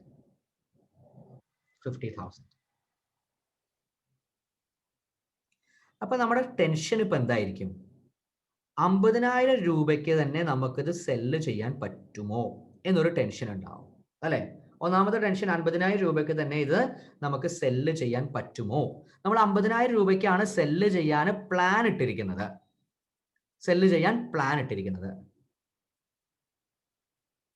അപ്പൊ നമ്മൾ എന്താ ചെയ്യേണ്ടത്? ഫ്യൂച്ചർ ബൈ ചെയ്യണം. അപ്പൊ ഷെയർ സെല്ല് ചെയ്യുന്നത് 50,000ഉം പിന്നെ നമ്മൾ എന്ത് ചെയ്യണം? ഫ്യൂച്ചർ ബൈ ചെയ്യണം. ഓക്കെ, റിസ്ക് ഒഴിവാക്കണം. അപ്പോൾ എൻ്റെ ക്വസ്റ്റ്യൻ ഇതാണ്, ഫ്യൂച്ചർ നമ്മൾ ബൈ ചെയ്യാൻ പോവുകയാണ്. ഫസ്റ്റ് ക്വസ്റ്റ്യൻ ഇതാണ്, ഫ്യൂച്ചർ ബൈ ചെയ്യുമ്പോൾ നമ്മൾ ഈ 50,000ലേറെ കൂടുതൽ വിലക്ക് ബൈ ചെയ്യാനാണോ പ്ലാൻ ഇടേണ്ടത്, അതോ 50,000ലേറെ കുറഞ്ഞ വിലക്ക് ബൈ ചെയ്യാനാണോ പ്ലാൻ ഇടേണ്ടത്? എൻ്റെ ക്വസ്റ്റ്യൻ, മോർ പ്രൈസിനാണോ നമ്മൾ ഫ്യൂച്ചർ ബൈ ചെയ്യേണ്ടത്? കോമൺ സെൻസ് ആണ്, ടെക്നിക്കലായിട്ടൊന്നും ചിന്തിക്കണ്ട. അതോ ലെസ് ആണോ ചെയ്യേണ്ടത്? കഴിഞ്ഞ ക്ലാസ്സിൽ ഫ്യൂച്ചറിന്റെ ക്ലാസ് ഒക്കെ അറ്റൻഡ് ചെയ്തിട്ടുണ്ടെങ്കിൽ മനസ്സിലാവേണ്ടതാണ്. എന്താ ചെയ്യേണ്ടത്? ലെസ് ആണ് നമ്മൾ ചെയ്യേണ്ടത്. കറക്റ്റ് ആണ്, മോർ അല്ല, ഇവിടെ ലെസ് ആണ്. കറക്റ്റ് ആണ്, ലെസ് ആണ് ചെയ്യേണ്ടത്. എന്തുകൊണ്ട് നമ്മൾ ലെസ് ചെയ്യേണ്ടത്? നമ്മൾ വിൽക്കാനാ തീരുമാനിച്ചിരിക്കുന്നത്. അപ്പൊ നമ്മൾ ബൈ ചെയ്യുന്ന തീരുമാനിച്ചു. 40,000 രൂപയ്ക്ക് നമ്മൾ ബൈ ചെയ്യും, എന്നിട്ട് എന്ത് ചെയ്യും? 50,000 നമ്മൾ സെല്ല് ചെയ്യും. അപ്പോഴാണ് നമുക്ക് എന്ത് കിട്ടുന്നത്? പ്രോഫിറ്റ് കിട്ടുന്നത്. അപ്പോഴാണ് നമുക്ക് എന്ത് കിട്ടുന്നത്? പ്രോഫിറ്റ് കിട്ടുന്നത്. അപ്പോൾ ഇത് ഞാൻ ഇങ്ങനെ ഡിസ്കസ് ചെയ്യാനുള്ള കാരണം എന്താ വെച്ചിട്ടുണ്ടെങ്കിൽ, നമ്മൾക്ക് ഇപ്പോൾ ഇവിടെ ബൈ ആണ് ചെയ്യുന്നത്. ഫ്യൂച്ചർ ബൈ ചെയ്യുന്നത് എത്ര രൂപയ്ക്കാണ് എന്നാണ് അറിയേണ്ടത്. അപ്പൊ നമുക്ക് ഇവിടെ വാല്യൂ തന്നിട്ടുണ്ട്, ഷെയറിന്റെ പ്രൈസും തന്നിട്ടുണ്ട്, അതേപോലെ തന്നെ ബീറ്റിംഗ് തന്നിട്ടുണ്ട്, ചേഞ്ച് ചെയ്യാനുള്ളത്. അപ്പൊ ഇവിടെ രണ്ട് കാര്യം നമുക്ക് ചെയ്യാനുണ്ടാവുക. ഒന്നെങ്കിൽ 50,000 ഡിവൈഡഡ് ബൈ 0.8 ആവാം, അല്ലെങ്കിൽ 50,000 മൾട്ടിപ്ലൈഡ് ബൈ 0.8 ആവാം. അപ്പൊ ഇതിൽ ഏതാണ് ചെയ്യേണ്ടത് എന്നാണ് പലപ്പോഴും സ്റ്റുഡൻസിനെ കൺഫ്യൂസ് ചെയ്യുക. അപ്പൊ ഞാൻ രണ്ടും ചെയ്യാൻ പറയും. 50,000 ഡിവൈഡ് ബൈ 0.8 ചെയ്യുമ്പോൾ നമുക്ക് 62,500 ആണ് കിട്ടുന്നത്. 50,000 ഇൻറ്റു 0.8 ചെയ്യുമ്പോൾ 40,000 ആണ്. അപ്പൊ എന്താ ചെയ്യേണ്ടത്? നമുക്ക് 50ലേറെ കുറവാണ് വേണ്ടത്. അപ്പൊ എന്താ ചെയ്യേണ്ടത്? മൾട്ടിപ്ലൈ ആണ് ചെയ്യേണ്ടത്. 0.8 മൾട്ടിപ്ലൈ ബൈ 50,000 ഈക്വൽ ടു 40,000. അപ്പൊ 40,000ന്റെ ഫ്യൂച്ചർ വാങ്ങിച്ചു വെക്കുക. എന്നിട്ട് നമ്മൾ ഷെയർ മാർക്കറ്റിൽ പോയിട്ട് സെല് ചെയ്യാൻ തീരുമാനിക്കാം. ഒരു പ്രശ്നവുമില്ല. 40,000 നമ്മൾ ഫ്യൂച്ചർ വാങ്ങിച്ചിട്ടുണ്ട്, 50,000ലാണ് നമ്മളത് ഷെയർ മാർക്കറ്റിൽ സെല് ചെയ്യുന്നത്. ഓക്കെ, നെക്സ്റ്റ് അടുത്ത കാര്യം, option question number C. The share price of C Limited is expected to remain constant. He has short position in cash market. So again എന്താ പറഞ്ഞ? ഷോർട്ട് പൊസിഷൻ ആണ്. Cash മാർക്കറ്റിൽ short position ആണ്. എന്താ cash മാർക്കറ്റിൽ short position എന്ന് പറഞ്ഞാൽ? Cash മാർക്കറ്റിൽ സെല്ല് ചെയ്യാനാണ് ആള് തീരുമാനിച്ചിരിക്കുന്നത്. അപ്പോൾ ഇത് എന്താണ് ചെയ്യേണ്ടത്? ഫ്യൂച്ചർ മാർക്കറ്റിൽ ഹെഡ്ജ് ചെയ്യണമെങ്കിൽ ഇതിന്റെ ഓപ്പോസിറ്റ് ആണ്. പരിധിയിൽ കവിഞ്ഞൊന്നും ചിന്തിക്കാതിരിക്കുക. കാരണം ഇതൊക്കെ ഞാനൊക്കെ SFM പഠിച്ചപ്പോഴും അങ്ങനെ തന്നെ ആയിരുന്നു സിറ്റുവേഷൻ. നമ്മൾ ഓവറായിട്ട് ചിന്തിച്ചിട്ടുണ്ടെങ്കിൽ നമുക്കൊന്നും മനസ്സിലാവില്ല. ഞാൻ ആ പറയുന്ന പോയിന്റ് അങ്ങനെ തന്നെ ഇങ്ങനെ ചിന്തിച്ച് പോയിട്ടുണ്ടെങ്കിൽ പാസ്സാവാം. പാസ്സായതിനു ശേഷം നിങ്ങൾ ഷെയർ മാർക്കറ്റിലൊക്കെ ട്രേഡ് ചെയ്യുമ്പോഴും ഇൻവെസ്റ്റ് ചെയ്യുമ്പോഴും ഒക്കെ ഇതിന്റെ യൂട്യൂബ് ചാനൽ ഈ ക്ലാസ് ഉണ്ടാവും. അത് വീണ്ടും കേട്ടിട്ടുണ്ടെങ്കിൽ ഈ പ്രോബ്ലംസ് ഒക്കെ മനസ്സിലാവും. ഇപ്പൊ നമ്മുടെ ഉദ്ദേശം എന്താ? പരീക്ഷ പാസ്സാവുക. അപ്പൊ ആദ്യം അറിയേണ്ടത്, ഹെഡ്ജ് ചെയ്യാന്ന് പറഞ്ഞിട്ടുണ്ടെങ്കിൽ ഒരു ടെക്നിക്ക് ഉണ്ട്. എന്താ ടെക്നിക്ക്? നമ്മൾ ഓപ്പോസിറ്റാ ചെയ്യേണ്ടത്. അപ്പോൾ ക്യാഷ് മാർക്കറ്റിൽ നമ്മൾ സെല്ല് ചെയ്യാനാണ്, ഷോർട്ട് പൊസിഷൻ ആണെങ്കിൽ, ഫ്യൂച്ചർ മാർക്കറ്റിൽ നമ്മൾ എന്താ ചെയ്യേണ്ടത്? ഓപ്പോസിറ്റ് ആണ്, ബൈ ആണ് ചെയ്യേണ്ടത്. ലോങ് പൊസിഷൻ ആണ് എടുക്കേണ്ടത്. അപ്പൊ അത് ആദ്യം അവിടെ എടുത്തു. ഇനി നമ്മൾ നോക്കേണ്ടത്, ഇപ്പൊ നമ്മൾ എന്താ ചെയ്തിരിക്കുന്നത്? സെല്ല് ചെയ്യാനാണ് പ്ലാൻ ഇട്ടിരിക്കുന്നത്. 30,000 സെല്ല് ചെയ്യാനാണ് പ്ലാൻ ഇട്ടിരിക്കുന്നത്. അപ്പോൾ ഇനി എന്ത് ചെയ്യണം? ഫ്യൂച്ചർ മാർക്കറ്റിൽ ബൈ ആണ്, ഷെയർ സെല്ല് ചെയ്യാൻ പ്ലാൻ ഇട്ടിട്ടുണ്ട്. അപ്പോൾ ഓപ്പോസിറ്റ് ഫ്യൂച്ചറിൽ പോയിട്ട് ഈ ഷെയർ നമ്മൾ വാങ്ങിക്കും. ഓക്കെ, അപ്പൊ എന്റെ ക്വസ്റ്റ്യൻ ഇതാണ്, എന്താ ചെയ്യേണ്ടത്? 30,000 ഡിവൈഡഡ് ബൈ 0.6 ആണോ ഇൻറ്റു 0.8 ആണോ? നിങ്ങൾക്ക് തന്നെ അറിയാം, നേരത്തെ അതേ സിറ്റുവേഷൻ തന്നെയാണ്. ഇതിലേറെ കുറഞ്ഞ വിലക്കാണ് നമ്മൾ ബൈ ചെയ്യേണ്ടത്. അപ്പോഴേ നമുക്ക് പ്രോഫിറ്റ് കിട്ടുള്ളൂ, അപ്പോഴേ നമുക്ക് റിസ്ക് ഒഴിവാക്കാൻ പറ്റുള്ളൂ. അപ്പൊ നമ്മുടെ ആൻസർ എന്തായിരിക്കണം? ലെസ് ദാൻ 30,000 ആയിരിക്കണം. ലെസ് ദാൻ 30,000 ആയിരിക്കണം വരുന്നത്. അപ്പൊ ലെസ് ദാൻ 30,000 ഏതാണ് കിട്ടുന്നത് നോക്കുക. 30,000 മൾട്ടിപ്ലൈഡ് ബൈ 0.6, ലെസ് ദാൻ 30,000 കിട്ടും 18,000. അപ്പൊ എന്ത് ചെയ്യണം? ഫ്യൂച്ചറിൽ പോയിട്ട് വാങ്ങിക്കുക. ഫ്യൂച്ചറിൽ എന്ന് പറഞ്ഞാൽ ഭാവിയിലല്ല, ഫ്യൂച്ചർ മാർക്കറ്റിൽ പോയിട്ട് I will by this much number of shares for 18,000 എന്ന് പറഞ്ഞ് എന്ത് ചെയ്യാം? കോൺട്രാക്ട് ചെയ്യാം. അതാണ് ഫ്യൂച്ചർ എന്ന് പറഞ്ഞിട്ടുണ്ടെങ്കിൽ കേട്ടോ. കഴിഞ്ഞ ക്ലാസ്സിൽ നമ്മൾ ഡിസ്കസ് ചെയ്താണ്, അതൊരു കോൺട്രാക്ട് ആണ്, ഒരു ഇൻസ്ട്രുമെന്റ് ആണ്. അതിൽ എന്ത് പറയും? I will buy some shares, അല്ലെങ്കിൽ I will sell some shares. അപ്പൊ ഫ്യൂച്ചറിൽ ബൈ എന്ന് പറഞ്ഞിട്ടുണ്ടെങ്കിൽ എന്ത് ചെയ്യണം? ഒരു കോൺട്രാക്റ്റിൽ എൻറ്റർ ചെയ്യേണ്ടത്, ആ ഫ്യൂച്ചർ മാർക്കറ്റിൽ പോയിട്ടുള്ള കോൺട്രാക്ട് നമ്മൾ ക്രിയേറ്റ് ചെയ്യേണ്ടത് I will buy some shares for 18,000 rupees എന്നാണ്. അപ്പൊ അത് വാങ്ങിച്ചു. പിന്നെ ഷെയർ മാർക്കറ്റിൽ പോയിട്ട് നിങ്ങളുടെ കയ്യിൽ ഇപ്പൊ ആ ഫ്യൂച്ചറിലെ ഷെയർ ഉണ്ട്. ഫ്യൂച്ചറിൽ ആ 3 months ഒക്കെ കഴിയുമ്പോൾ ഷെയർ മാർക്കറ്റിൽ പോയിട്ട് നിങ്ങൾക്ക് അത് വിൽക്കാം. അപ്പൊ എന്ത് കിട്ടും? ലാഭം കിട്ടും. ക്ലിയർ ആണോ? Yes or no? ഒന്ന് ആൻസർ ചെയ്യണേ, കാരണം നിങ്ങളെ കാണാൻ പറ്റാത്തത് കൊണ്ടുള്ള ഒരു ഇഷ്യൂ ഉണ്ട്. അറ്റ്ലീസ്റ്റ് ഇത് ഓപ്പോസിറ്റ് എടുക്കണം എന്നുള്ളൊരു കാര്യം ക്ലിയർ ആണോ എന്നുള്ളതും, രണ്ടാമത്തത് ഇതിന്റെ വാല്യൂ കണ്ടുപിടിക്കൽ ക്ലിയർ ആണോ എന്നുള്ളതും ഒന്ന് യെസ് ഓർ നോ ടൈപ്പ് ചെയ്ത് ക്ലിയർ ആണെങ്കിൽ യെസ് എന്ന് പറയും. അപ്പൊ എനിക്കൊരു ആശ്വാസമാവും. Yes, okay. ക്ലിയർ ആണ്. Okay, fine. Next one. ഓവറായിട്ട് ചിന്തിക്കേണ്ട, ഈ ബൈയും സെല്ലും എങ്ങനെ മനസ്സിലായി എന്നുള്ളതും അതിന്റെ വാല്യൂ കിട്ടുന്നത് എങ്ങനെ മനസ്സിലാക്കിയാൽ മതി, വേറെ ഒന്നും ചിന്തിക്കരുതേ. Next one. ഓക്കെ, ഇപ്പൊ 2 ബേസിക് ക്വസ്റ്റ്യൻസ് നമ്മൾ ചെയ്തു. ഇനി hedging to modify systematic risk. Okay, അപ്പോൾ സിസ്റ്റമാറ്റിക് റിസ്ക് മോഡിഫൈ ചെയ്യണം. നമ്മൾ ഈ സിസ്റ്റമാറ്റിക് റിസ്ക് ഒക്കെ നമ്മുടെ മ്യൂച്വൽ ഫണ്ടിന്റെ ക്ലാസ്സിൽ നമ്മൾ ഡിസ്കസ് ചെയ്തിട്ടുണ്ടായിരുന്നു, ഒരു പ്രോബ്ലം ചെയ്തിട്ടുണ്ടായിരുന്നു. സിസ്റ്റമാറ്റിക് റിസ്ക് എന്താണെന്നുള്ളതും അൺസിസ്റ്റമാറ്റിക് റിസ്ക് എന്താണെന്നുള്ളതും ഒക്കെ നമ്മൾ പ്രോബ്ലം ചെയ്തിട്ടുണ്ട്. ആ മ്യൂച്വൽ ഫണ്ടിന്റെ യൂട്യൂബിലുള്ള ക്ലാസ് നോക്കിയാൽ മതി, അപ്പോൾ നിങ്ങൾക്ക് അത് ക്ലിയർ ആവും. ഏത് ക്വസ്റ്റ്യൻ പാർട്ടിലാണ് വരുന്നത് എന്നുള്ളത് എനിക്ക് ഓർമ്മയില്ല. സോ ഇപ്പോൾ hedging to modify systematic risk ആണ്. The portfolio manager can increase or decrease systematic risk of portfolio by buying or selling suitable number of index future. Index future should be sold short position to decrease beta, and index future should be bought to take long position to increase portfolio beta. അപ്പോൾ ഇവിടെ നിങ്ങൾ ആകെ ഒരു കാര്യം മനസ്സിലാക്കിയാൽ മതി. നമുക്ക് beta systematic risk increase ചെയ്യണോ? സിസ്റ്റമാറ്റിക് റിസ്ക് ഇൻക്രീസ് ചെയ്യണമെന്നുണ്ടെങ്കിൽ നമ്മൾ എന്താ ചെയ്യേണ്ടത്? ലോങ് പൊസിഷൻ, ഫ്യൂച്ചർ മാർക്കറ്റിൽ ലോങ്, ഇത് അറിഞ്ഞാൽ മതി. ഇനി അതല്ല, നമുക്ക് സിസ്റ്റമാറ്റിക് റിസ്ക് ഡിക്രീസ് ചെയ്യണമെന്നുണ്ടെങ്കിൽ എന്താ ചെയ്യേണ്ടത്? Short position. ഇത് ഓർത്ത് വെക്കുക, ഇതാണ് ചെയ്യേണ്ടത്. അപ്പൊ ഇനി നമുക്ക് പഠിക്കാനുള്ളത്, അപ്പോൾ ഇങ്ങനെ സിസ്റ്റമാറ്റിക് റിസ്ക് ഇൻക്രീസ് ചെയ്യണം അല്ലെങ്കിൽ ഡിക്രീസ് ചെയ്യണം. അപ്പൊ അപ്പോഴും നമ്മൾ എന്താ പറഞ്ഞേ? ഫ്യൂച്ചർ ഇൻഡെക്സിൽ പോവുക, ഷെയർ ആണ്, അതാണ് നമ്മുടെ അസറ്റ്. ആ അസറ്റ് ആണ് നമ്മൾ പ്രൊട്ടക്ട് ചെയ്യുന്നത്. അപ്പൊ ആ അസറ്റ് പ്രൊട്ടക്ട് ചെയ്യാൻ അപ്പുറത്തൊരു അസറ്റ് ക്രിയേറ്റ് ചെയ്യുക. അത് ഏത് അസറ്റാ? ഫ്യൂച്ചർ ഇൻഡെക്സിൽ പോയിട്ട് ക്രിയേറ്റ് ചെയ്യുക. അപ്പൊ ഇവിടെ നമ്മൾ ഇൻക്രീസ് ആണോ ചെയ്യേണ്ടത്, ഡിക്രീസ് ആണോ ചെയ്യേണ്ടത്? Systematic risk. അപ്പൊ നമുക്ക് എന്തറിയണം? എത്ര ഫ്യൂച്ചേഴ്സ് ആണ് വാങ്ങിക്കേണ്ടത്, എത്ര ഫ്യൂച്ചർ പൊസിഷൻ ആണ്. Value of index future position boat. എപ്പോഴാണ് ബൈ ചെയ്യുക? നമ്മൾ ലോങ് പൊസിഷൻ എടുക്കേണ്ടത് systematic risk increase, beta increase ചെയ്യാനാണ് plan.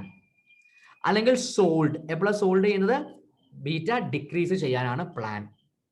So value of index future position bought or sold should be in a such a way so as to satisfy the following equation. ഈ equation follow ചെയ്യണം. Equation ആണ്. അപ്പൊ left hand സൈഡിൽ original portfolio value minus original beta plus or minus future position equal to original portfolio value multiplied by desired beta. ഇത് രണ്ടും equal ആവണം. അപ്പൊ ഇത് ഈക്വൽ ആക്കാനുള്ള കാര്യങ്ങളാണ് ചെയ്യേണ്ടത്. അപ്പൊ നിങ്ങൾ ചെയ്യുമ്പോൾ ഒരു വാല്യൂ ഉണ്ടാവില്ല. ആ വാല്യൂ നമ്മൾ ഇക്വേഷൻ വെച്ചിട്ട് പ്രൂവ് ചെയ്തിട്ട് ബാലൻസിങ് ഫിഗർ ആയിട്ട് ഇത് ഈക്വൽ ആക്കണം എന്നുണ്ടെങ്കിൽ ആ വാല്യൂ എത്രയായിരിക്കണം എന്ന് കണ്ടുപിടിക്കും. Or original portfolio value into original beta minus desired beta equal to future sold. അതായത് ഫ്യൂച്ചർ സോൾഡ് ചെയ്യുകയാണെങ്കിൽ അതെപ്പോഴാ? Short position. എപ്പോഴാണ് വേണ്ടത്? ബീറ്റ ഡിക്രീസ് ചെയ്യുന്നത്. അപ്പൊ ബീറ്റ ഡിക്രീസ് ചെയ്യുന്ന സിറ്റുവേഷൻ ആണെങ്കിൽ ഫ്യൂച്ചർ സോൾഡ് ആണ്. അതിന്റെ ഇക്വേഷൻ എന്തായിരിക്കും? Original portfolio multiplied by original beta minus desired beta ഇത്രയെങ്കിലും ആയിരിക്കണം. സെയിം തന്നെ ആയിരിക്കും. അപ്പൊ ഒരു വാല്യൂ മിസ്സിംഗ് ആയിരിക്കും. ആ വാല്യൂ കൊണ്ട് കണ്ടുപിടിക്കുമ്പോൾ നമുക്ക് അറിയാം എത്രയാണെന്നുള്ളത്. ഇനി ഫ്യൂച്ചേഴ്സ് ബോട്ട് ആണ്. എപ്പോഴാണ് ഫ്യൂച്ചേഴ്സ് ബോട്ട് ചെയ്യുന്നത്? Long position. എന്തിനാ ബോട്ട് ചെയ്യുന്നത്? പോർട്ട്ഫോളിയോ ബീറ്റ ഇൻക്രീസ് ചെയ്യണം. അപ്പോൾ original portfolio value multiplied by, ഈ ഇക്വേഷൻ ഒന്ന് അങ്ങോട്ടും ഇങ്ങോട്ടും മാറും, desired beta minus original beta. Desired beta minus original beta. ഇത് അങ്ങോട്ടും ഇങ്ങോട്ടും ഒന്ന് മാറിപ്പോയി എന്നുള്ളത് മാത്രം സോൾഡും ബോട്ടും ചെയ്യുമ്പോൾ. Next, beta can be increased by buying future. ഒന്നുകൂടി പറയാണ്, beta can be increased by buying future or taking long position, while beta can be decreased by taking short position or selling future. ആ points ഒന്നുകൂടി ഒന്ന് എടുത്ത് എഴുതി എന്നുള്ളത് മാത്രം ഒന്നുകൂടി ക്ലിയർ ആവാൻ വേണ്ടിയിട്ട്. ഓക്കെ, ക്വസ്റ്റ്യൻ നമ്പർ 3 എടുക്കൂ. ആ ക്വസ്റ്റ്യൻ ഒന്ന് വായിക്കും. കേസ് എ നമ്മൾ ചോദിച്ചത് പോർട്ട്ഫോളിയോ വാല്യൂ ഇൻ റുപ്പീസ് നമുക്ക് അറിയില്ല. എക്സിസ്റ്റിംഗ് ബീറ്റ തന്നിട്ടുണ്ട് 1.2. മാർക്കറ്റ് ബുള്ളിഷ് ആണ്. അപ്പൊ എന്റെ ഫസ്റ്റ് ക്വസ്റ്റ്യൻ ഇതാണ്, മാർക്കറ്റ് ബുള്ളിഷ് ആണ് എന്ന് പറഞ്ഞാൽ എന്താ അർത്ഥം? മാർക്കറ്റ് ഇങ്ങനെ കൂടിക്കൊണ്ടിരിക്കുകയാണ്, മുകളിലോട്ട് പോയിക്കൊണ്ടിരിക്കുകയാണ്. അപ്പൊ നമ്മൾ എന്താ ചെയ്യേണ്ടത്? ബുള്ളുകൾ കിടന്ന് കളിക്കുമ്പോൾ നമ്മൾ ബൈ ആണ് ചെയ്യേണ്ടത് അല്ലെ? നമ്മളിപ്പോൾ ഷെയർ വാങ്ങിക്കണം, ഇനിയും കൂടും ഇനിയും കൂടും ഇനിയും കൂടും. അപ്പൊ എന്ത് ചെയ്യണം? ബൈ ചെയ്യണം. നെക്സ്റ്റ്, മാർക്കറ്റ് ബിയറിഷ് ആണ്. എന്താ ബിയറിഷ് എന്ന് പറഞ്ഞിട്ടുണ്ടെങ്കിൽ, ബുള്ളിഷ് എന്ന് പറഞ്ഞിട്ടുണ്ടെങ്കിൽ ബുൾ വാല്യൂ കൂടിക്കൊണ്ടിരിക്കുകയാണ്, ഷെയർ പ്രൈസ് ഇൻക്രീസ് ചെയ്തുകൊണ്ടിരിക്കുകയാണ്, അതാണ് ബുള്ളിഷ് മാർക്കറ്റ്. എന്താ ബിയറിഷ്? ഇടയ്ക്ക് കരടികൾ പിടിമുറുക്കി എന്നൊക്കെ കേൾക്കും, മനോരമയൊക്കെ നോക്കുകയാണെങ്കിൽ നല്ല രസമായിരിക്കും. കരടികൾ പിടിമുറുക്കി എന്നൊക്കെ പറഞ്ഞിട്ട് ഒരു കാളപ്പോത്തുണ്ട്, ബുള്ളിഷ് എന്ന് പറഞ്ഞ ബുള്ളാണ്, നമ്മുടെ പോത്താണ്. അപ്പോൾ ബുള്ളിഷ് ആകുമ്പോൾ മനോരമയൊക്കെ പിക്ചറൊക്കെ കൊണ്ടുവരും, ഒരു കാള കരടിനെ കുത്തി മറിച്ചിടുന്നത് എന്ന് പറഞ്ഞാൽ മാർക്കറ്റ് ബുള്ളിഷാ. മനോരമക്കാരെ കഴിഞ്ഞിട്ടേ ഉള്ളൂ ഗ്രാഫിക്സ് കാണിക്കാൻ ആളുകൾ. എന്താ ബിയറിഷ് എന്ന് പറഞ്ഞിട്ടുണ്ടെങ്കിൽ കരടിയാണ് സ്ട്രോങ്, മാർക്കറ്റിന്റെ പ്രൈസ് കുറയാണ്. മനോരമക്കാരൊക്കെ ആണെങ്കിൽ കരടി ആരെ പിടിച്ച് ഞെക്കുന്നുണ്ടാവും, ആ ബുള്ളിനെ പിടിച്ച് ഞെക്കുന്നൊരു ഫോട്ടോ കാണിക്കും, അല്ലെങ്കിൽ ആ കാളയുടെ മുകളിൽ പോയിട്ട് നിൽക്കുന്ന ഒരു ഫോട്ടോ കാണിക്കും. ഓക്കെ, അപ്പൊ എന്താ ബിയറിഷ് എന്ന് പറഞ്ഞാൽ ഷെയർ പ്രൈസ് കുറയാണ്, ഷെയർ പ്രൈസ് കുറയാണ്. ഓക്കെ, അപ്പൊ ഷെയർ പ്രൈസ് കുറയാണെങ്കിൽ കോമൺ സെൻസ് എടുത്തേ, നിങ്ങൾ എന്താ ചെയ്യുക? നിങ്ങൾ എത്രയും പെട്ടെന്ന് നിങ്ങളുടെ ഇപ്പൊ ഉള്ള ഷെയർ ആയിട്ട് വിൽക്കും. എന്തുകൊണ്ടാ? ഇനിയും കുറയാണ്, ഇനിയും കാത്തു നിന്നിട്ടുണ്ടെങ്കിൽ എന്ത് ചെയ്യും? പ്രൈസ് ഇനിയും കുറയും. സോ എത്രയും പെട്ടെന്ന് എന്ത് ചെയ്യും? സെല്ല് ചെയ്യും, സെല്ല് ചെയ്യും. ഓക്കെ, അപ്പൊ ആദ്യത്തെ കേസിൽ നമ്മളോട് പറയുന്നത് നമ്മുടെ പോർട്ട്ഫോളിയോയുടെ വാല്യൂ എത്രയാണ് എന്ന് പറഞ്ഞാൽ ഷെയർസിന്റെ വാല്യൂ എത്രയെന്നാണ് ആദ്യത്തെ ക്വസ്റ്റ്യൻ ചോദിക്കുന്നത്. രണ്ടാമത്തെ ക്വസ്റ്റ്യനിൽ പോർട്ട്ഫോളിയോയുടെ വാല്യൂ ഒക്കെ തന്നിട്ടുണ്ട്, എക്സിസ്റ്റിംഗ് ബീറ്റ തന്നിട്ടുണ്ട്, ഡിസൈഡ് ബീറ്റ ഒക്കെ തന്നിട്ടുണ്ട്. എന്നിട്ട് എന്താ ചോദിക്കുന്നത്? എത്ര നമ്പർ ഓഫ് ഫ്യൂച്ചർ കോൺട്രാക്റ്റ് ആണ് വേണ്ടത് എന്നാണ് ക്വസ്റ്റ്യൻ ചോദിക്കുന്നത്. ഓക്കെ, അപ്പൊ ഞാൻ ഇത് അങ്ങോട്ടൊന്ന് കോപ്പി പേസ്റ്റ് ചെയ്യുന്നു.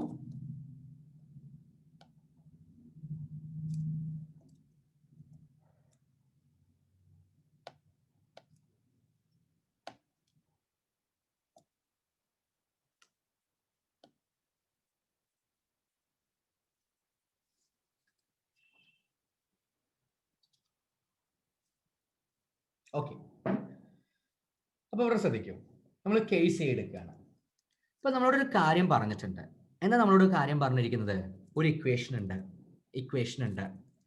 നമ്മൾക്ക് ഇപ്പോൾ റിസ്ക് ഒക്കെ ബീറ്റ ഒക്കെ തന്നിട്ടുണ്ട്. അപ്പൊ റിസ്ക് ആയി, ബീറ്റ വന്നു, റിസ്ക് വന്നു. എന്തിൻ്റെയൊക്കെ ബീറ്റ തന്നു? എക്സിസ്റ്റിംഗ് ബീറ്റയും തന്നിട്ടുണ്ട്, ഡിസൈഡ് ബീറ്റയും തന്നിട്ടുണ്ട്. അപ്പൊ നമ്മളോട് പറഞ്ഞിരിക്കുന്നത് ഇതാണ്, ഇക്വേഷൻ എന്തായിരിക്കണം? ഇതാണ് നമ്മുടെ equation. Original portfolio value multiplied by original beta plus or minus future position equal to original portfolio value into desired beta. അത് നോക്കണ്ട, അത് ഇത്തിരി കോംപ്ലിക്കേറ്റഡ് ആണ്. നിങ്ങൾ എന്ത് നോക്കിയാൽ മതി? നമ്മളുടെ കേസിൽ ഇവിടെ സോൾഡ് ആണോ ബോട്ട് ആണോ നോക്കുക. അപ്പോൾ ഈ കേസിൽ നമ്മുടെ ആക്ടിവിറ്റി എന്താ? ബൈ ആണ്. ഫസ്റ്റ് കേസിൽ ബൈ ആണ് ആക്ടിവിറ്റി. ഫസ്റ്റ് കേസിൽ കേസ് നമ്പർ എയിൽ നമ്മൾ പറഞ്ഞിരിക്കുന്നത് ബൈ ആണ്. അപ്പൊ കേസ് നമ്പർ എ ബൈ ആണ് നമ്മൾ ചെയ്യാൻ പോകുന്നത്. ബൈ ചെയ്യാൻ പോകുമ്പോൾ നമ്മൾ എന്ത് ഫോർമുല യൂസ് ചെയ്യേണ്ടത്? ഫ്യൂച്ചേഴ്സ് ബോട്ടിന്റെ ഈ ഫോർമുലയാണ് യൂസ് ചെയ്യേണ്ടത്. അപ്പൊ ഈ ഫോർമുല ഞാൻ അങ്ങോട്ട് കോപ്പി പേസ്റ്റ് ചെയ്യുന്നുണ്ട്. Original portfolio value multiplied by desired beta minus original beta equal to futures bought ആണ്. ഓക്കെ, അപ്പൊ ഇനി ഇവിടെ ശ്രദ്ധിക്കണേ, ഒറിജിനൽ പോർട്ട്ഫോളിയോ വാല്യൂ നമുക്ക് അറിയില്ല, അതാണ് നമ്മൾ ശരിക്കും പറഞ്ഞാൽ കാൽക്കുലേറ്റ് ചെയ്യുന്നത്. അപ്പൊ അത് എക്സ് ആയിട്ട് എടുത്തു. മൾട്ടിപ്ലൈഡ് ബൈ എക്സ്, ഞാനൊന്ന് കളർ മാറ്റട്ടെ, അല്ലെങ്കിൽ നിങ്ങൾക്ക് മൾട്ടിപ്ലിക്കേഷൻ ആയിട്ട് ചിലപ്പോൾ തോന്നും. സോ എക്സ് ഞാൻ എങ്ങനെ കാണിക്കുന്നുണ്ട്? എക്സ് കളർ മാറ്റാം. അപ്പോൾ X multiplied by desired beta. എത്രയാണ് നമ്മുടെ ഡിസൈഡ് ബീറ്റ? ഡിസൈഡ് ബീറ്റ തന്നിട്ടുണ്ട് 1.8 മൈനസ് എക്സിസ്റ്റിംഗ് ബീറ്റ എത്രയാ? 1.2 ഈക്വൽ ടു ഫ്യൂച്ചേഴ്സ് ബോട്ട്. എത്ര നമ്മുടെ futures bought? Equal to 90. Equal to 90. ഇനി ഇവിടെ നമ്മളൊരു കാര്യം ശ്രദ്ധിക്കണം. ഇവിടെ നമ്മളൊരു കാര്യം ശ്രദ്ധിക്കേണ്ടത്, അയ്യോ ഈ ക്വസ്റ്റ്യനിൽ ചെറിയൊരു മിസ്റ്റേക്ക് ഉണ്ടല്ലോ. യെസ്, ഈ ക്വസ്റ്റ്യനിൽ ചെറിയൊരു മിസ്റ്റേക്ക് ഉണ്ട്. നിങ്ങൾ ഈ ക്വസ്റ്റ്യൻ ഒന്ന് കറക്റ്റ് ചെയ്യണം. ഒരു ഇൻഫോർമേഷനും കൂടി ഉണ്ട്, അത് ചെയ്യാതെ നമുക്കിത് ചെയ്യാൻ പറ്റില്ല. അപ്പോൾ ആ ഇൻഫോർമേഷൻ ഇതാണ്, ഞാൻ ഇവിടെ എഴുതുന്നുണ്ട്, അതൊന്ന് ടൈപ്പ് ചെയ്യണേ. സോറി, ടൈപ്പ് അല്ല, ഒന്ന് എഴുതിയെടുക്കണേ. പ്രൂഫ് റീഡ് ചെയ്യാൻ സമയമില്ലാത്തത് കൊണ്ടാണ് ഈ മിസ്റ്റേക്സ് വരുന്നത്. സോ ഒരു ഇൻഫോർമേഷനും കൂടി ഉണ്ട് ക്വസ്റ്റ്യനിൽ. BSE index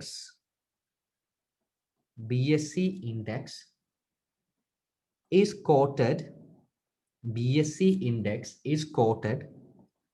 at 4,000 and lot size is 100. BSE index is quoted at 4,000 and lot size is 100. ഇതും കൂടി ഒന്ന് എഴുതിയെടുക്കൂ. ഞാനൊരു 1 minute വെയിറ്റ് ചെയ്യാം. നിങ്ങളുടെ നോട്ടിൽ ഇതൊന്ന് എഴുതിയെടുക്കൂ. Question number 3, additional information എന്ന് പറഞ്ഞിട്ടൊന്ന് എഴുതിയെടുത്താൽ മതി. പിന്നീട് നിങ്ങൾ ഈ നോട്ട് പ്രിന്റ് എടുക്കുമ്പോൾ അവിടെ നിന്ന് എഴുതി വെച്ചാൽ മതി.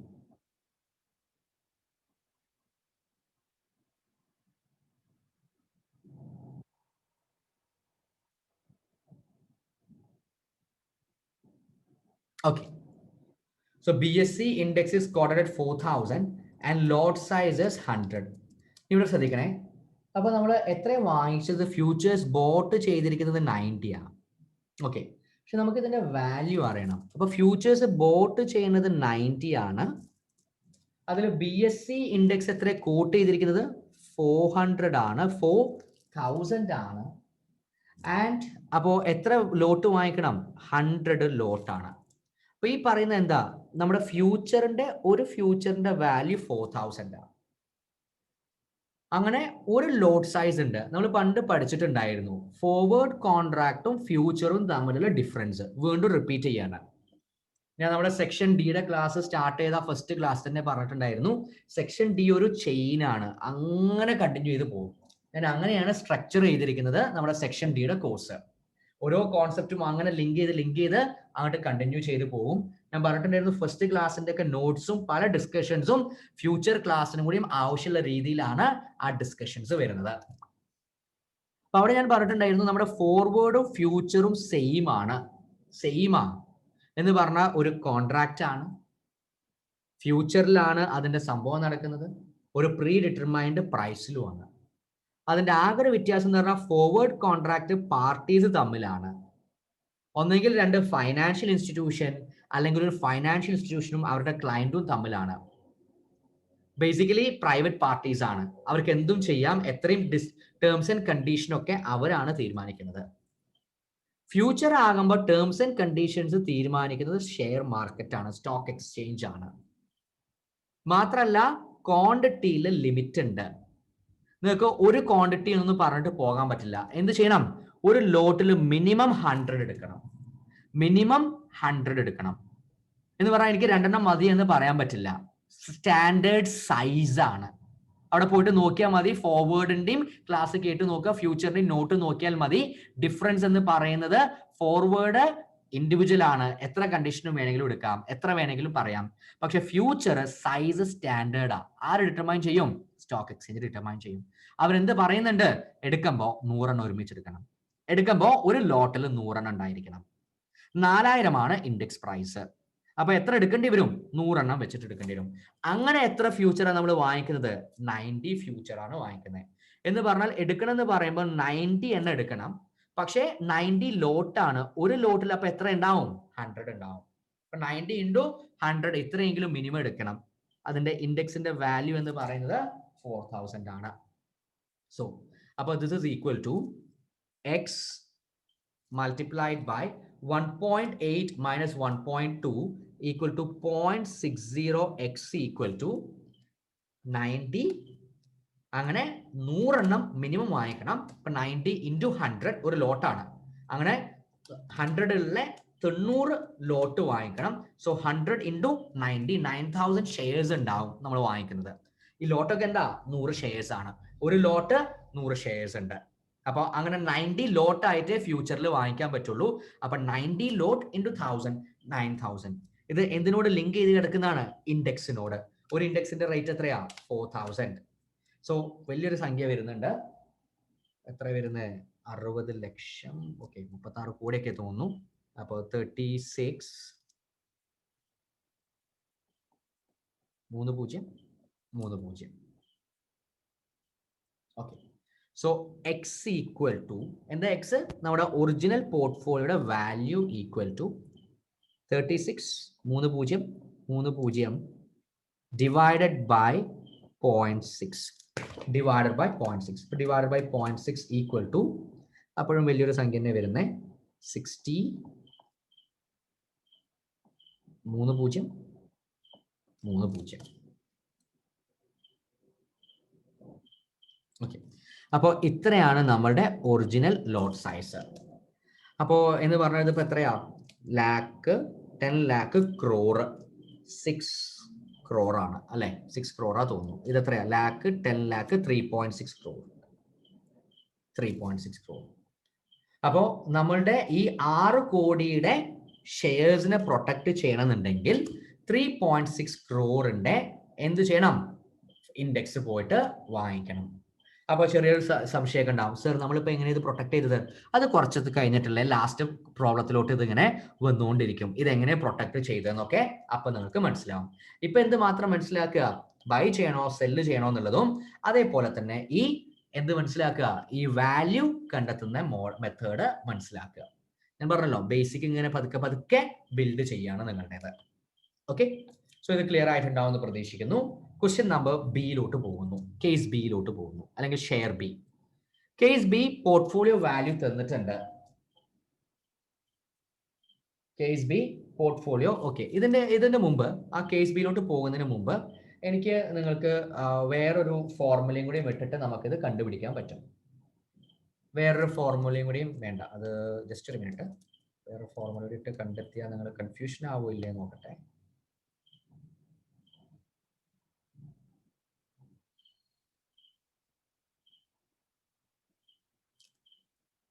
ഓക്കെ,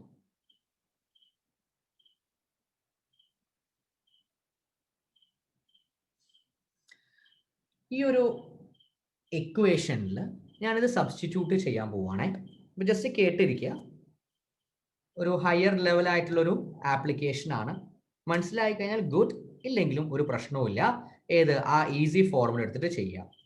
ഈ പലപ്പോഴും ഈ SFMലൊക്കെ സംഭവിക്കാറുള്ള ഒരു കാര്യം അതിപ്പോൾ തന്നെ പറഞ്ഞു തരാണ്. എന്താ സംഭവിക്കുക ചോദിച്ചിട്ടുണ്ടെങ്കിൽ, ഞാൻ പറഞ്ഞല്ലോ SFMന്റെ വലിയൊരു പ്രശ്നം എന്ന് പറഞ്ഞാൽ ക്വസ്റ്റ്യൻ വായിക്കുന്നു, ഒന്നും മനസ്സിലാവില്ല. ഫാക്കൽറ്റി എക്സ്പ്ലെയിൻ ചെയ്യുന്നു, അപ്പോൾ ഇങ്ങനെ പോയിന്റ്സ് ഇങ്ങനെ മനസ്സിലായിക്കൊണ്ടിരിക്കും. ഒറ്റയ്ക്ക് ചെയ്യാൻ ശ്രമിക്കുന്നു, മനസ്സിലാവില്ല, കുടുങ്ങിപ്പോവും. പിന്നെ നോട്ട് നോക്കേണ്ടി വരും. അങ്ങനെ ഒരു പ്രശ്നമുണ്ട് SFMന്. അത് വീണ്ടും വീണ്ടും ഇങ്ങനെ ചെയ്ത് ശീലിക്കണം. എത്രത്തോളം നിങ്ങൾ റിപ്പീറ്റ് ചെയ്യുന്നോ അത്രത്തോളം നിങ്ങളുടെ കോൺസെപ്റ്റൽ അണ്ടർസ്റ്റാൻഡിങ് ഇങ്ങനെ കൂടിക്കൊണ്ടിരിക്കും. കോൺസെപ്റ്റൽ അണ്ടർസ്റ്റാൻഡിങ്ങിനെക്കാട്ടിലും എക്സാമിനേഷനിലെ ഏതൊക്കെ വാല്യൂസ് എങ്ങനെയൊക്കെ എടുത്തിട്ട് പ്രോബ്ലം സോൾവ് ചെയ്യണം, കോൺസെപ്റ്റൽ അണ്ടർസ്റ്റാൻഡിങ്ങിനെക്കാട്ടിലും എങ്ങനെ സോൾവ് ചെയ്യണം എന്ന് പഠിക്കും. അപ്പൊ അങ്ങനെ കുറച്ച് കഴിയുമ്പോൾ സോൾവ് ചെയ്യാൻ പഠിക്കുമ്പോൾ എക്സാമിനേഷന് ക്വസ്റ്റ്യൻ വരും. അപ്പൊ നമ്മളിങ്ങനെ ക്വസ്റ്റ്യൻ വായിക്കും, ടഫായിട്ട് തോന്നും. നമ്മൾ ക്വസ്റ്റ്യൻ ആയിട്ട് സോൾവ് ചെയ്യും, നമുക്ക് തോന്നിയ രീതിയിൽ ക്വസ്റ്റ്യൻ സോൾവ് ചെയ്യും. എക്സാം കഴിയുമ്പോൾ പിള്ളേർ പറയും, സർ ടഫായിരുന്നു തോന്നുന്നു കേട്ടോ, ഇത്തിരി ടഫായിരുന്നു, എന്തൊക്കെ എഴുതി വെച്ചിട്ടുണ്ട് സർ, റിസൾട്ട് വരുമ്പോൾ സാറിനോട് റിസൾട്ട് പറയാം.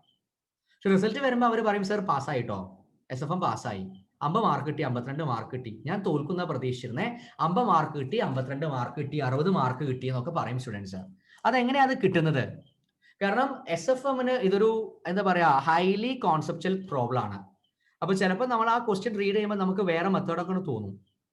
അങ്ങനെയൊക്കെ നമ്മളോട് സോൾവ് ചെയ്യും. ആ മെത്തേഡ് കറക്റ്റ് ആണെങ്കിൽ നമുക്ക് എന്ത് കിട്ടും? മാർക്ക് കിട്ടും. നമ്മുടെ കോസ്റ്റിംഗ് പോലെ തന്നെയാണ് SFM, പക്ഷെ കുറച്ചും കൂടി ടെക്നിക്കൽ ആണെന്ന് മാത്രം, ഷെയർ മാർക്കറ്റുമായി ബന്ധപ്പെട്ട്. അപ്പോൾ ഈ ഒരു റേഷ്യോ, ഈ ഒരു ഇൻഫോർമേഷൻ ഞാനിത് സബ്സ്റ്റിറ്റ്യൂട്ട് ചെയ്യാണ്. കാരണം നമുക്ക് ആൾമോസ്റ്റ് ഈ ഇൻഫോർമേഷൻസ് ഒക്കെ ഉണ്ട് ഇവിടെ. നമ്പർ ഓഫ് ഫ്യൂച്ചർ കോൺട്രാക്ട്, ഈ ക്വസ്റ്റ്യൻ നോക്കിയിട്ടൊന്ന് പറഞ്ഞേ, എത്ര number of future contract? Case A ആണ്.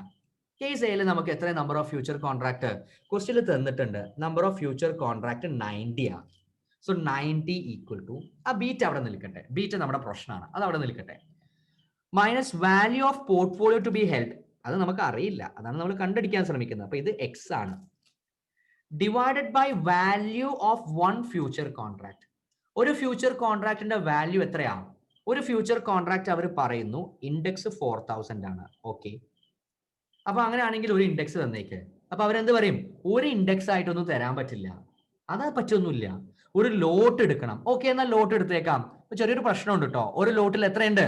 100 ഉണ്ട്. നമ്മൾ ചില കടയിലൊക്കെ പോകുമ്പോൾ ഇങ്ങനെയൊക്കെ വരും, നമ്മൾ എന്തെങ്കിലും ചോദിക്കും, അപ്പൊ അവർ പറയും, അയ്യോ ഒരെണ്ണമായിട്ട് തരാൻ പറ്റില്ല, ഫുൾ പാക്ക് വേണമെങ്കിൽ തരാം, ലൂസായിട്ട് സെല് ചെയ്യില്ല, ഒരുമിച്ചിട്ട് വാങ്ങിക്കണം. അപ്പൊ നിങ്ങൾ എന്ത് ചോദിക്കും? ഓക്കെ, ഒരുമിച്ച് വാങ്ങിക്കുമ്പോൾ ഒരെണ്ണത്തിൽ എത്രയുണ്ട്? അപ്പൊ അവരെന്ത് പറഞ്ഞു? ഒരു ലോട്ടിന്റെ സൈസ് 100. ഓക്കെ, അപ്പൊ മിനിമം 100 വാങ്ങിക്കണം. ഇൻറ്റു 4000. മിനിമം 100 വാങ്ങിക്കണം ഇൻറ്റു 4000. അപ്പോൾ value of one future contract കിട്ടി 100 ലോട്ട് ഇൻറ്റു 4000. അപ്പോൾ ഇതിൽ ഇത് മനസ്സിലായിട്ടുണ്ടാവും. അതിനാണ് ഞാൻ ഈ ഒരു മെത്തേഡും കൂടി കാണിച്ചത്, ഫ്യൂച്ചർ കോൺട്രാക്റ്റിന്റെ വാല്യൂ ഒക്കെ. ഇനി എന്താ അറിയേണ്ടത്? Hedge ratio or beta. അത് നമ്മൾ സ്ലൈറ്റ് ആയിട്ടൊന്ന് ചേഞ്ച് ചെയ്യേണ്ടി വരും. കാരണം ഇവിടെ നമ്മൾ ബൈ ആണ്. ഇവിടെ നമ്മൾ ബൈ ചെയ്യുന്നത് കാരണം നമുക്ക് എന്താ ചെയ്യേണ്ടത്? Decide beta minus original beta. Desired beta minus original beta. അതേ സാധനം ഇവിടെ തന്നെ എടുക്കുക. അതേ സാധനം ഡിസൈഡ് ബീറ്റ ഇവിടെ ചെയ്യുന്ന അതേ ആ ബീറ്റ ഒന്ന് മാറ്റി കൊടുത്താൽ മതി. Desired beta minus original beta. Desired beta minus original beta. This multiplied by x into 40. Okay, അപ്പൊ 90 ഈക്വൽ ടു ഡിസൈഡ് ബീറ്റ. എത്ര നമ്മുടെ desired beta? 1.8 minus original beta 1.2 multiplied by x divided by ഈ പറയുന്ന 4000 into 100 equal to 4 lakh. 4 lakh. വീണ്ടും solve ചെയ്യുന്നു. 90 equal to 1.8 minus 1.2 equal to 0.6x divided by 400,000 അല്ലെങ്കിൽ 4 ലക്ഷം. So ഇത് cross multiply ചെയ്യുന്നു. 90 into 4 lakh equal to 0.6x അല്ലെങ്കിൽ therefore x equal to നമുക്ക് എന്ത് പറയാം? 90 ഇൻറ്റു 4 lakh ഡിവൈഡഡ് ബൈ 0.6. അപ്പോൾ into 90 divided by 0.6 equal to നമുക്ക് നേരത്തെ കിട്ടിയ therefore x ഈക്വൽ ടു നേരത്തെ കിട്ടിയ അതേ വാല്യൂ തന്നെ കിട്ടും. 60 3030. തൊട്ട് മുകളിലും അത് തന്നെയാണ് കിട്ടിയത്. 603030. That is ₹60. അതായത് 6 crore. 10 lakh 6 crore. ഇങ്ങനെ നിങ്ങൾക്ക് ചെയ്യാം. ഈ ഒരു ഫോർമുലയിൽ ചെയ്താലും ആൻസർ കറക്റ്റ് ആവും. അപ്പൊ ഞാൻ ഇതൊന്ന് ചെറുതാക്കി കാണിക്കുന്നുണ്ട്. നിങ്ങൾക്ക് എഴുതിയെടുക്കണമെങ്കിൽ എഴുതിയെടുക്കാം. സൂം ഔട്ട് ചെയ്യട്ടെ.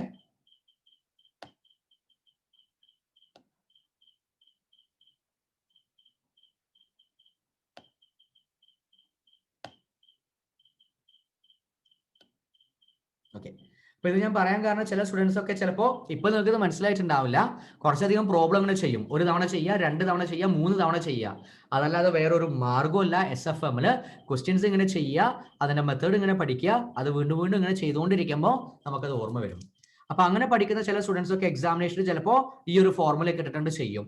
അപ്പൊ ആൻസേഴ്സ് അങ്ങോട്ട് കിട്ടും. അപ്പോഴാണ് നമ്മൾ റിസൾട്ട് വരുമ്പോൾ നമ്മൾ പോലും അറിയാതെ നമ്മൾ പാസ്സായി മാറുന്നത് SFMല്. അപ്പൊ അത് എഴുതിയെടുക്കൂ. തീർന്നിട്ടുണ്ടെങ്കിൽ ഡൺ എന്ന് പറയൂ. അങ്ങനെയാണെങ്കിൽ നെക്സ്റ്റ് ക്വസ്റ്റ്യൻ ചെയ്യാം. തീർന്ന ഡൺ എന്ന് പറയണേ. അപ്പൊ നെക്സ്റ്റ് ക്വസ്റ്റ്യൻ ചെയ്യാം.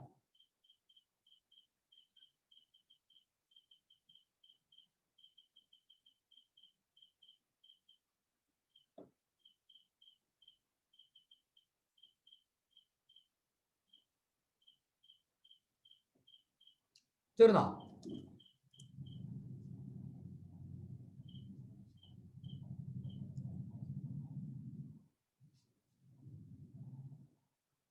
ഓക്കെ, ഇപ്പൊ തീർന്നു എന്ന് പ്രതീക്ഷിക്കുന്നു.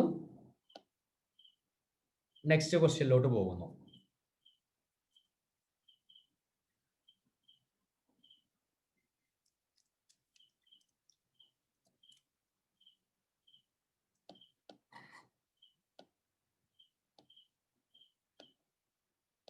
Question number 4. A portfolio manager has 3 stock. The details are as follows.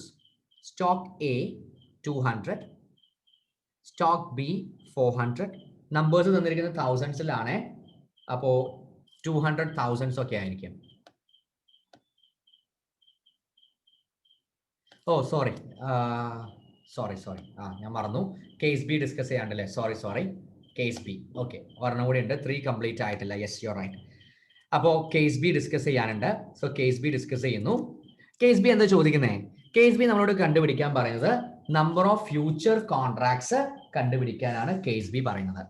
Okay, അപ്പൊ കേസ് ബിയിൽ നമ്മൾ എന്താ ചെയ്യുന്നത്? നമ്മൾ കേസ് ബിയിൽ സെല്ലാണ് ചെയ്യുന്നത്. ഫ്യൂച്ചർ കോൺട്രാക്ട് സെല്ലാണ് ചെയ്യുന്നത്. അപ്പൊ സെല്ലിന്റെ ഫോർമുല എടുക്കുന്നു.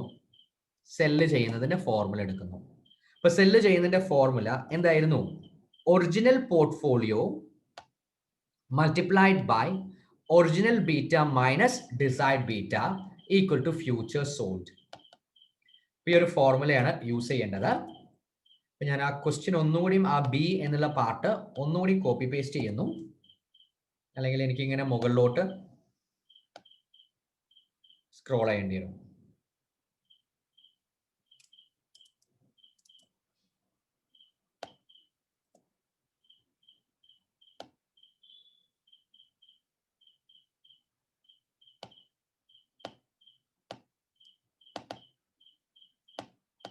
ഓക്കെ, ഇപ്പൊ കേസ് ബി ഫ്യൂച്ചർ സോൾഡ് ആണ്. ഇപ്പൊ എന്താ formula? Original portfolio 50 lakh 2 crore 250, sorry ഒറ്റ മിനിറ്റ്, മിസ്റ്റേക്ക് സംഭവിച്ചിരിക്കാനുള്ള സാധ്യതയില്ല, പെർഫെക്റ്റ് ആണ്. സോ 250 100% വ്യൂ കാണിക്കട്ടെ.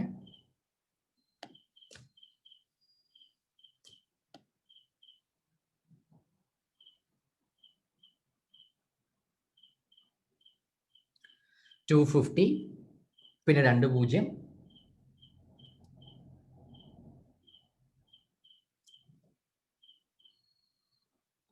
Okay,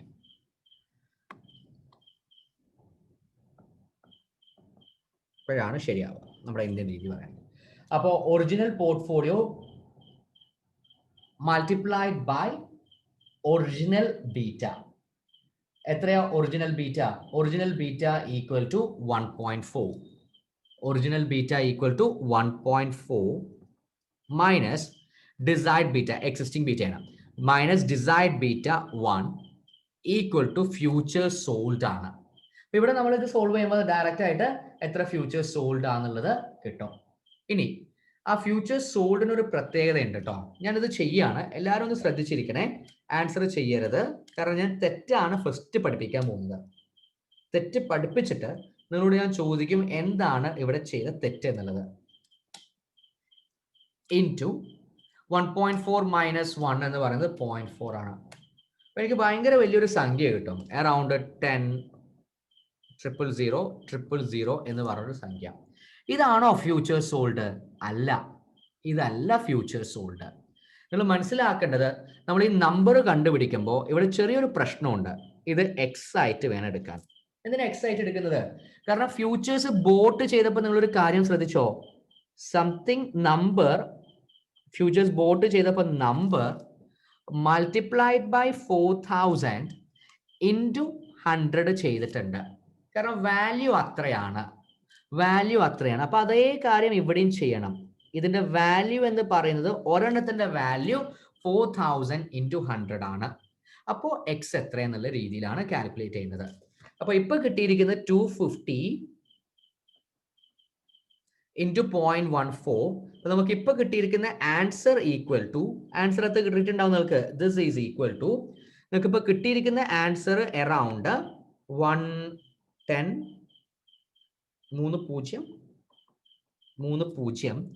equal to x into, ഇത് മറക്കരുത്, ഇതാണ് ഇവിടുത്തെ ഒരു ട്രിക്കി പാർട്ട് എന്ന് പറയുന്നത്. അത്ര വലിയ നമ്പർ ആണ്, നമ്പർ ഓഫ് ഫ്യൂച്ചർ ആണ്, അത്ര വലിയ നമ്പർ ഒന്നും ഉണ്ടാവില്ല. ഇത് ഒരു നമ്പറിന്റെ വാല്യൂ എന്ന് പറയുന്നത്, ഒരു ഫ്യൂച്ചറിന്റെ വാല്യൂ എന്ന് പറയുന്നത് 4000 ഇൻറ്റു 100 ആണ്. അപ്പോൾ ഇനി നിങ്ങൾ സോൾവ് ചെയ്താൽ നിങ്ങൾക്ക് ആൻസർ കിട്ടും. therefore x equal to divided by 4000 into 100 4 lakh. അപ്പൊ ഇവിടെ നമുക്ക് ഇതിങ്ങനെ വെട്ടി പോവാം. ഈ 0 വെട്ടി, ഇവിടെ ഈ 0 വെട്ടി, പിന്നെ 2 0 കൂടി വെട്ടി. സോ 100 divided by 4 ആണ്. therefore x equal to 25. അപ്പൊ 25 ഫ്യൂച്ചർ ആണ് വാങ്ങിക്കേണ്ടത്. അപ്പൊ നിങ്ങൾ ഓർക്കേണ്ടത്, ഫ്യൂച്ചർ വാങ്ങിക്കല്ല, സെല്ല് ചെയ്യേണ്ടത്. നിങ്ങൾ 25 ഫ്യൂച്ചർ സെല്ല് ചെയ്യുമ്പോൾ നിങ്ങൾ മനസ്സിലാക്കേണ്ടത്, ഒരു ഫ്യൂച്ചറിൽ 100 ഷെയർസ് ഉണ്ടാവും ആൻഡ് അതിൻ്റെത് 4000 ആണ്. അപ്പൊ 4000 ഇൻറ്റു 100 ഇൻറ്റു 25 ആണ്. സോ ഫ്യൂച്ചർ സെല്ല് ചെയ്യുമ്പോൾ നമുക്ക് കിട്ടുന്ന വാല്യൂ, പക്ഷെ നമ്മളോട് ചോദിച്ചത് നമ്പർ എത്രയെന്നാണ്. അപ്പൊ ആ എക്സ് ഇൻറ്റു അപ്പുറത്തെ കാര്യം ഓർത്ത് വെക്കണം എന്ന് മാത്രം. അപ്പൊ നമ്പർ ഓഫ് ഫ്യൂച്ചർ കോൺട്രാക്ട് 25 ആയിരിക്കും. സോ ഇത് ഞാനത് ഫില്ല് ചെയ്യുകയാണെങ്കിൽ number of future contract 25 portfolio value എന്ന് പറയുന്നത് 6 crore ആയിരിക്കും.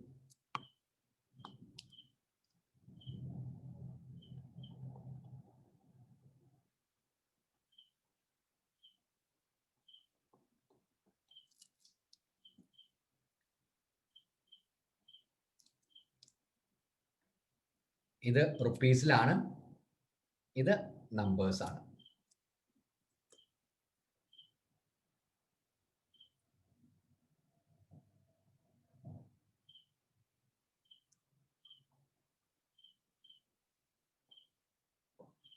ഓക്കെ, നമ്മൾ ക്വസ്റ്റ്യൻ 4 പ്രാക്ടീസ് ചെയ്യുന്നു.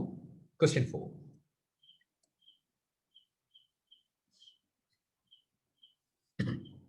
Question 4.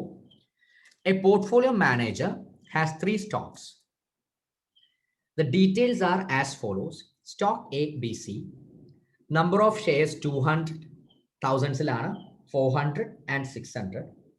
Stock price in rupees 1,200 rupees, 900 rupees, 300 rupees. Beta 1.1, 1.2, 1.3. The spot Nifty index is at 2,500. And future price is 250. അപ്പോൾ എന്താ സ്പോട്ട് നിഫ്റ്റി ഇൻഡെക്സ് എന്ന് പറഞ്ഞ share ഉണ്ട്. നിഫ്റ്റി ഇൻഡെക്സിന്റെ ഷെയർ 2,500 ഫ്യൂച്ചറിലെ പ്രൈസ് എന്ന് പറയുന്നത് 2,500 ആണ് future price. Assume index factor is rupees 100. Find the number of contracts to be bought or sold of stock index future in 2 cases. When portfolio beta will be decreased to 0.8 and when portfolio beta will increase to 1.5. So again ഇത് beta ആണ്, systematic റിസ്കിന്റെ ബേസിസിലാണ്. Beta decrease ചെയ്യുമ്പോൾ എത്ര number of contracts വാങ്ങിക്കണം എന്നാണ് question ചോദിക്കുന്നത്. Beta decrease ചെയ്യുമ്പോൾ എത്ര number of contracts വാങ്ങിക്കണം എന്നാണ് ക്വസ്റ്റ്യൻ ചോദിക്കുന്നത്. അപ്പൊ ബീറ്റ ഡിക്രീസ് ചെയ്യുമ്പോൾ എന്നാണ് ക്വസ്റ്റ്യൻ. അപ്പൊ നിങ്ങളുടെ ഫോർമുല നോക്കുക. ബീറ്റ ഡിക്രീസ് ചെയ്യണം, ബീറ്റ ഡിക്രീസ് ചെയ്യണം. അപ്പൊ beta can be increase by buying future or taking long position. അല്ലെങ്കിൽ ബീറ്റ ഡിക്രീസ് ചെയ്യണമെന്നുണ്ടെങ്കിൽ beta can be decrease by taking short position എന്ന് പറഞ്ഞാൽ സെല്ല് ചെയ്യണം. അപ്പൊ ഫോർമുല ഏതാ യൂസ് ചെയ്യേണ്ടത്? ഫ്യൂച്ചേഴ്സ് സോൾഡ് ആണ് ഫോർമുല യൂസ് ചെയ്യേണ്ടത്. കാരണം ബീറ്റ ഡിക്രീസ് ചെയ്യുമ്പോൾ നമുക്ക് എന്താ ചെയ്യേണ്ടത്? ഫ്യൂച്ചർ സോൾഡ് ആണ്. അപ്പോൾ ഈ ഒരു ഫോർമുല അപ്പൊ ഞാൻ പല സ്റ്റുഡൻസിനോട് പറയാറുള്ളത്, നിങ്ങൾ തന്നെ ഈ ഒരു നമ്മുടെ മ്യൂച്വൽ ഫണ്ടിന്റെ ക്ലാസ് ആണെങ്കിലും ഓൾറെഡി യൂട്യൂബ് ചാനൽ അവൈലബിൾ ആണ്. അതേപോലെ തന്നെ ഫ്യൂച്ചേഴ്സിന്റെ സെക്ഷൻ ഡിയുടെതൊക്കെ ആണെങ്കിലും ഒരുപാട് ഫോർമുലാസ് വരുന്നുണ്ട്. ആ ഫോർമുലാസ് ഒക്കെ ഒന്ന് എഴുതിയെടുത്ത് വെക്കുക. ആ ഫോർമുലാസ് ഒക്കെ ഒരു പേപ്പറിൽ എഴുതിയെടുത്ത് വെക്കുക. ഇങ്ങനത്തെ കുറെ കുഞ്ഞു നോട്ട്സ് ഒക്കെ എഴുതിയെടുത്തിട്ടുണ്ടെങ്കിൽ നിങ്ങളുടെ നോട്ട്സ് ലാസ്റ്റ് ആകുമ്പോഴത്തേന് വളരെ കുറച്ച് പോയിന്റ്സിൽ നമുക്കിത് ആൻസർ ചെയ്യാൻ പറ്റുന്നുണ്ടാവും, ഓർത്ത് വെക്കാനും പറ്റും. കാരണം ഇവിടെ നമുക്ക് അറിയേണ്ടത് ബീറ്റ ഡിക്രീസ് ചെയ്യണം. ഇപ്പൊ നോട്ട് എഴുതി വെക്കുമ്പോൾ, നിങ്ങളുടെ തന്നെ നോട്ട് എഴുതി വെക്കുമ്പോൾ ബീറ്റ ഡിക്രീസ് ചെയ്യണമെന്നുണ്ടെങ്കിൽ എന്താ ചെയ്യേണ്ടത്? ഫ്യൂച്ചർ സെല്ലാണ് ചെയ്യേണ്ടത്. അപ്പോൾ അത് നോക്കിയാൽ മതി. അപ്പൊ അതിങ്ങനെ പഠിക്കുമ്പോൾ നിങ്ങൾക്ക് പിന്നെ ഓർമ്മ വരും. അപ്പൊ ഫ്യൂച്ചർ സെല്ലാണ് ചെയ്യുന്നത്. അപ്പൊ ഇവിടെ ഇനി നമ്മൾ നോക്കേണ്ടത്, അപ്പോൾ original portfolio multiplied by original beta minus desired ബീറ്റയാണ്. അപ്പോ നമുക്ക് ഇവിടെ ചെയ്യേണ്ടത് ആദ്യത്തെ കേസിൽ ഒറിജിനൽ പോർട്ട്ഫോളിയോ ആണ്. Original portfolio. അപ്പൊ ഇവിടെ ശ്രദ്ധിക്കണേ, ഒറിജിനൽ പോർട്ട്ഫോളിയോ ഞാൻ കണ്ടെത്താൻ ശ്രമിക്കുകയാണ്. ഒറിജിനൽ പോർട്ട്ഫോളിയോ കണ്ടെത്താൻ ശ്രമിക്കുകയാണ്. അപ്പൊ നമുക്ക് ഇവിടെ തന്നിരിക്കുന്നത് 200,000 നമ്പർ ഓഫ് ഷെയർസ് ഉണ്ട്, 400,000 നമ്പർ ഓഫ് ഷെയർസ് ഉണ്ട്, 600,000 നമ്പർ ഓഫ് ഷെയർസ് ഉണ്ട്. പിന്നെ എന്ത് തന്നിട്ടുണ്ട്? പ്രൈസ് തന്നിട്ടുണ്ട് 1,200, 900 ആൻഡ് 300. ഓക്കെ, അപ്പൊ ആദ്യം നിങ്ങളൊരു കാര്യം ചെയ്തു തരണം. ഒരു കോമൺ ക്വസ്റ്റ്യൻ ആണ്. ഒറിജിനൽ പോർട്ട്ഫോളിയോയുടെ വാല്യൂ ഒന്ന് കാൽക്കുലേറ്റ് ചെയ്തു തരാൻ പറ്റുമോ? ഞാനൊരു 1 മിനിറ്റ് തരാം, ഒന്ന് ശ്രമിച്ചു നോക്കൂ. ഒറിജിനൽ പോർട്ട്ഫോളിയോയുടെ വാല്യൂ കണ്ടെത്താൻ ഒന്ന് ശ്രമിച്ചു നോക്കൂ. കിട്ടുന്നുണ്ടോ ഇല്ലേ നോക്കൂ.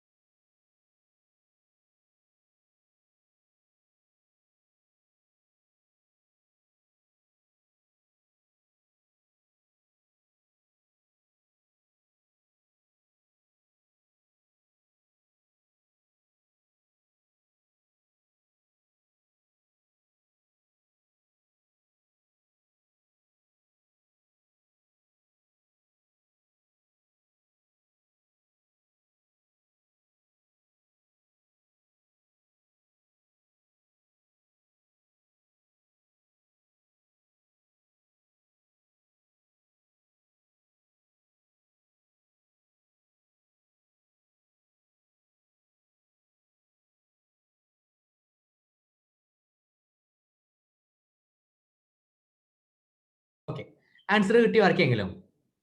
യെസ്, കിട്ടി. എത്രയാ? ഓക്കെ, കറക്റ്റ് ആണ്. ശരത്ത് കറക്റ്റ് ആണ്. Okay, very good. അപ്പൊ ഞാൻ ഇത് ആൻസർ ചെയ്യാൻ പോവാണ്. ഇതൊന്ന് ശ്രദ്ധിച്ചിരിക്കണേ. കുറച്ച് പ്രശ്നക്കാരനായിട്ടുള്ള ഒരു ക്വസ്റ്റ്യൻ ആണ്. അപ്പൊ നമുക്ക് വേണ്ട ഡാറ്റാസ് എങ്ങനെ എടുക്കുകയാണ് ഞാൻ. അപ്പൊ ഞാൻ ഇത് ഇങ്ങോട്ട് പോവുകയാണ്. നമുക്ക് എന്തൊക്കെയാണ് വേണ്ടത്? ഒറിജിനൽ പോർട്ട്ഫോളിയോ വാല്യൂ വേണം, ക്വസ്റ്റ്യനിൽ തന്നിട്ടില്ല. ഒറിജിനൽ ബീറ്റ വേണം, അൺഫോർച്ചുനേറ്റ്ലി അതും ക്വസ്റ്റ്യനിൽ തന്നിട്ടില്ല. നമ്മളോട് എന്ത് മാത്രം പറഞ്ഞു? ഒറിജിനൽ ബീറ്റ് ഡിസൈഡ് ബീറ്റ എത്രയെന്ന് പറഞ്ഞു. എത്ര ഡിസൈഡ് ബീറ്റ പറഞ്ഞത്? ഡിസൈഡ് ബീറ്റ 0.8 ആണെന്ന് പറഞ്ഞു. 0.8 കുറയ്ക്കണം. അപ്പൊ നമ്മുടെ കയ്യിൽ ഈ -0.8 മാത്രമേ ഉള്ളൂ. ഈക്വൽ ടു ഫ്യൂച്ചർ സോൾഡ് ആണ്. Equal to future sold. Okay, നമ്മളോട് എന്താ കണ്ടുപിടിക്കാൻ പറഞ്ഞിരിക്കുന്നത്? നമ്പർ ഓഫ് കോൺട്രാക്ട് ആണ്. അപ്പൊ നിങ്ങൾക്ക് ഇതിപ്പോ മനസ്സിലായിട്ടുണ്ടാവും. അപ്പൊ ഫ്യൂച്ചർ സോൾഡ് നമ്പർ നമ്മൾ എക്സിൽ കാണിക്കും. പിന്നെ ഇതേ മൾട്ടിപ്ലൈഡ് ബൈ എന്ന് നോക്കും, എത്രയാണ് നമ്മുടെ ഒരു ലോട്ടിന്റെ വാല്യൂ. ഒരു ലോട്ടിൽ എത്രയുണ്ട്? ഇൻഡെക്സിൽ 100. അങ്ങനെ എത്രയാണ് നിഫ്റ്റി ഇൻഡെക്സ് ഉള്ളത്? 2500. 2500 ആണ് ഇൻഡെക്സ് ഉള്ളത്. സോ നമ്മൾ നോക്കേണ്ടത് ഇൻഡെക്സ് ആണ് നോക്കേണ്ടത്. 2500 ഇൻറ്റു 100. 2500 ഇൻറ്റു 100 ആണ്. ഇനി ഓക്കെ, ആ 2505 ഒക്കെ തെറ്റിക്കാൻ വേണ്ടിയിട്ട് തരുന്നതാണ്. ഇനി നമുക്ക് കാണേണ്ടത് ഒറിജിനൽ ബീറ്റ് എത്രയെന്ന് കാണണം, ഒറിജിനൽ പോർട്ട്ഫോളിയോ എത്രയെന്നും കാണണം. അപ്പൊ ഇനി നമുക്ക് വേണ്ട ഫിഗർ ഒറിജിനൽ പോർട്ട്ഫോളിയോ ആണ്. അപ്പൊ ഞാൻ ഒറിജിനൽ പോർട്ട്ഫോളിയോയുടെ വർക്കിംഗ് നോട്ട് കാണിക്കുകയാണ്. Working not, original portfolio. എന്ത് ഒറിജിനൽ പോർട്ട്ഫോളിയോ എന്ന് പറഞ്ഞാൽ നമ്മുടെ ഷെയറിന്റെ ടോട്ടൽ വാല്യൂ എത്രയാണെന്നാണ് ഒറിജിനൽ പോർട്ട്ഫോളിയോ പറയുന്നത്. അപ്പൊ നമുക്ക് എത്ര ഷെയർസ് ഉണ്ട്? എ എന്ന് പറയുന്ന ഷെയർ ഉണ്ട് അല്ലെ? എ എന്ന് പറയുന്ന ഷെയർ ഉണ്ട്. എ എന്ന് പറയുന്ന ഷെയർ എത്രയാ? അതിന്റെ പ്രൈസ് എത്ര നമ്പേഴ്സ് ഉള്ളത്? 200. ഇൻ തൗസൻഡ്സ് ആണ്. ഇൻ തൗസൻഡ്സ് ആണ് 200. ഇതിന്റെ പ്രൈസ് എത്രയാ? 1200. അപ്പൊ 200 ഇൻറ്റു 1200 അത്രയാണ് പ്രൈസ് വരിക. തൗസൻഡ്സിലാണെന്ന് മാത്രം. Equal to 2,40,000. ഇതെല്ലാം റുപ്പീസ് തൗസൻഡ്സിലാണ്. അപ്പൊ ഇൻറ്റു 1000 കൂടി വേണ്ടി വരും. നെക്സ്റ്റ് നമ്മുടെ അടുത്ത ഷെയർ എന്ന് പറയുന്നത് ബി എന്ന് പറയുന്ന ഷെയർ ആണുള്ളത്. ബി എന്ന് പറയുന്ന ഷെയർ ആണുള്ളത്. ബി എന്ന് പറയുന്ന ഷെയർ എത്രയുണ്ട്? 400,000 ഉണ്ട്. ഇൻറ്റു എത്ര? അതിന്റെ പ്രൈസ് 900. അപ്പൊ B total എത്രയുണ്ടാവും? 36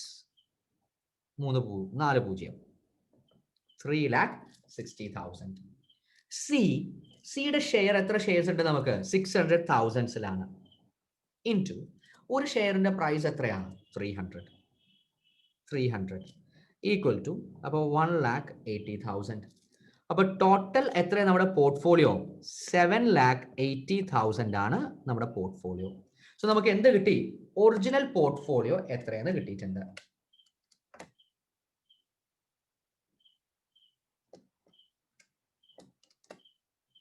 okay, original portfolio എത്രയെന്ന് കിട്ടിയിട്ടുണ്ട്.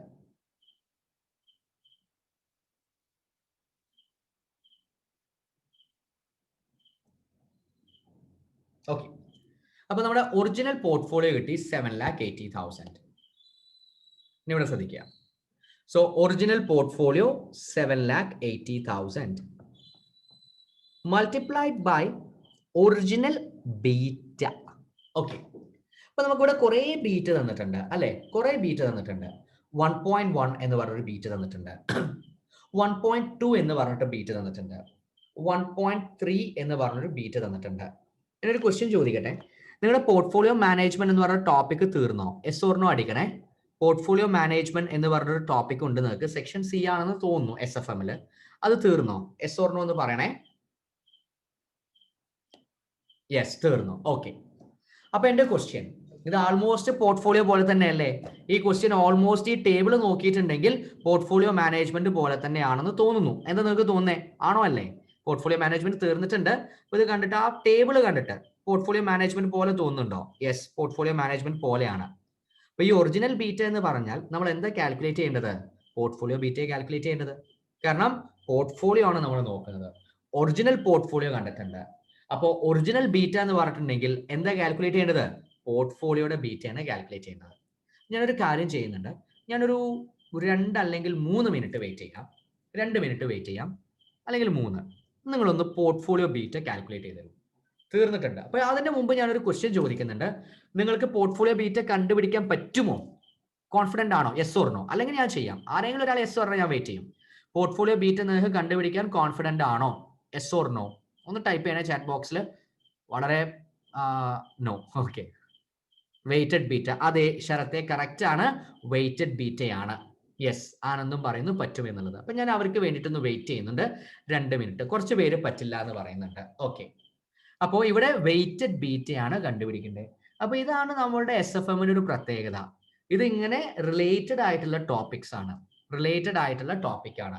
അപ്പൊ ഇവിടെ ആൾമോസ്റ്റ് പോർട്ട്ഫോളിയോ എന്ന് പറഞ്ഞ ആ ടോപ്പിക് കയറി വന്നു. സോ റിലേറ്റഡ് ടോപ്പിക് ആണ്.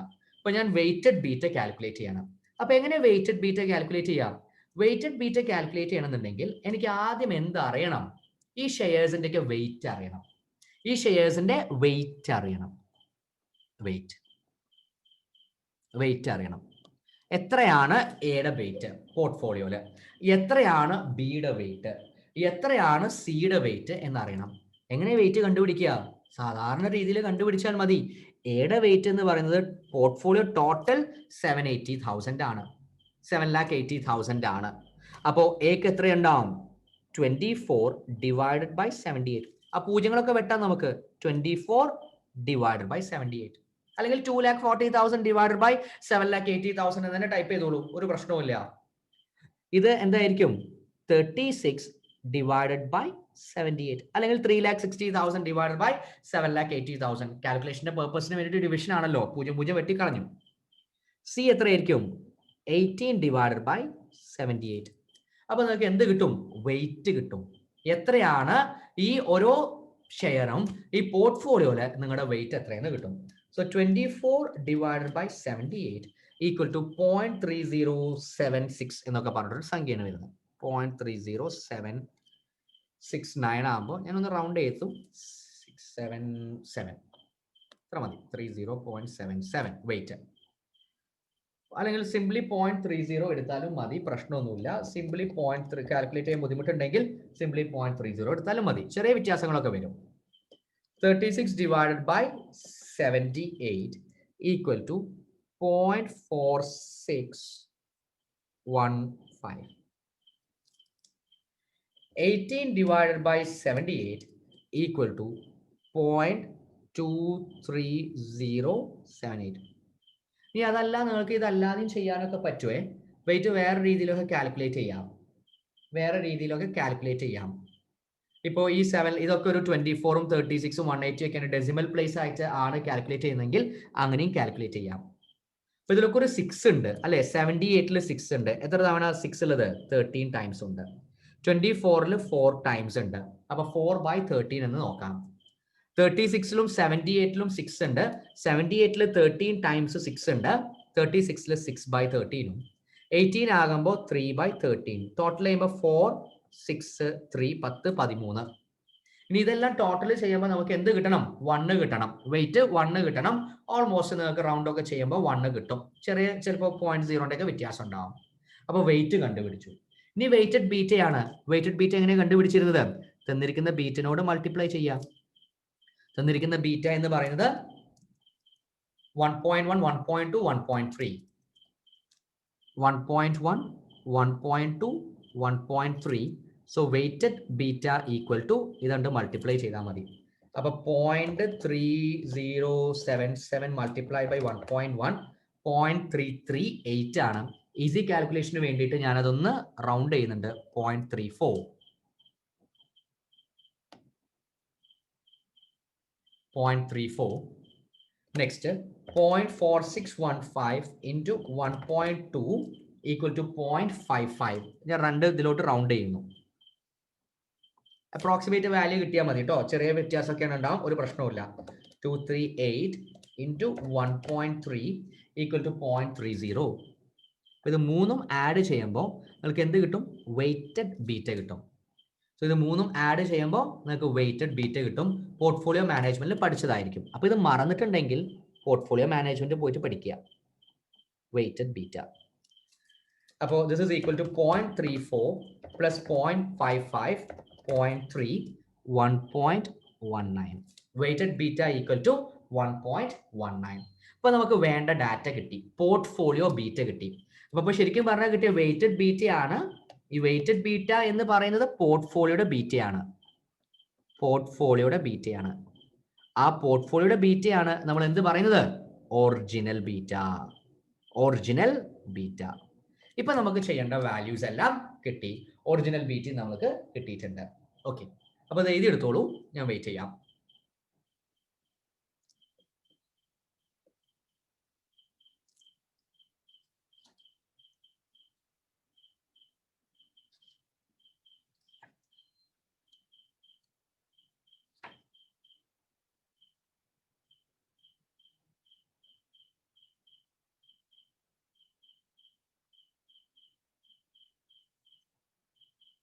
ഓക്കെ, അപ്പൊ തീർന്നു എന്ന് പ്രതീക്ഷിക്കുന്നു.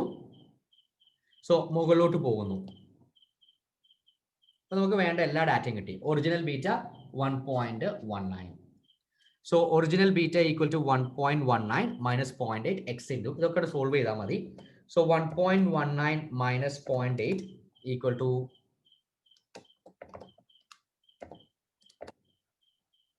39 ഇൻറ്റു 7,80,000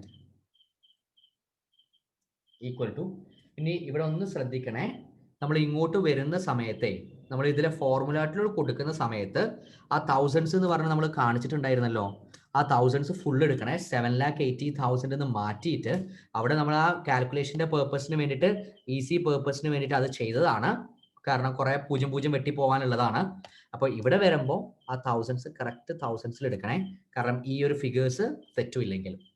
അപ്പോൾ ഇവിടെ വരുമ്പോൾ ആ കറക്റ്റ് തൗസൻഡ്സ് എടുക്കുക.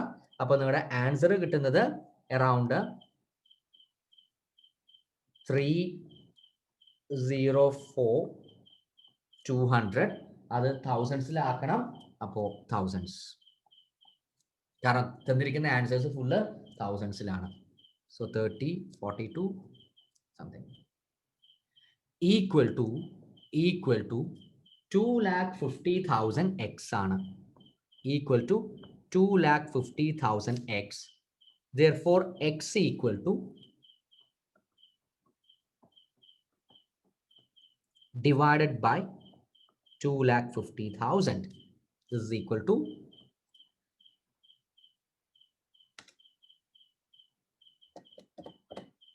1216.8. Equal to 1216.8 ആണ്. സോ എന്താ ഇപ്പൊ കിട്ടിയത്? എക്സ്. എന്താ എക്സ്? നമ്പേഴ്സ് കിട്ടി കഴിഞ്ഞു. ഡൗട്ട് ആണോ ചോദിക്കുന്നത്? അല്ല. Okay, fine.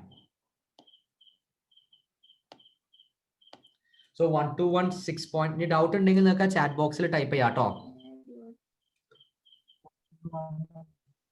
ക്ലിയർ ആവുന്നില്ല, ഡൗട്ടാണോ ചോദിക്കുന്നേ? അല്ല തോന്നുന്നു. ഓക്കെ, ഞാൻ വീണ്ടും മ്യൂട്ട് ആള് കൊടുക്കുന്നുണ്ട്. ചോദിക്കുന്നത് ഡൗട്ട് ആണെങ്കിൽ എനിക്ക് ക്ലിയർ ആയില്ല, തീരെ വ്യക്തമായിട്ടില്ലായിരുന്നു. അപ്പോൾ ഡൗട്ട് ആണെങ്കിൽ ആ ചാറ്റ് ബോക്സിൽ ടൈപ്പ് ചെയ്യാം കേട്ടോ, ഞാൻ ആൻസർ ചെയ്യാം. സോ ഇപ്പൊ നമ്മൾ കണ്ടുപിടിച്ചത് എക്സ് ആണ്. നമ്പർ ഓഫ് എന്ത് കണ്ടുപിടിച്ചു? വലിയൊരു ക്വസ്റ്റ്യൻ ആയിരുന്നു. എക്സ് കണ്ടുപിടിച്ചു 1216.8. ഓക്കെ, അപ്പോൾ നമ്പർ ഓഫ് കോൺട്രാക്റ്റ് ആണ് കണ്ടുപിടിച്ചത്. ഇപ്പൊ എല്ലാവരും തീർന്നിട്ടുണ്ടാവുമെന്ന് പ്രതീക്ഷിക്കുന്നു. ഒരു ആൾട്ടർനേറ്റീവ് മെത്തേഡും കൂടി ഉണ്ട്.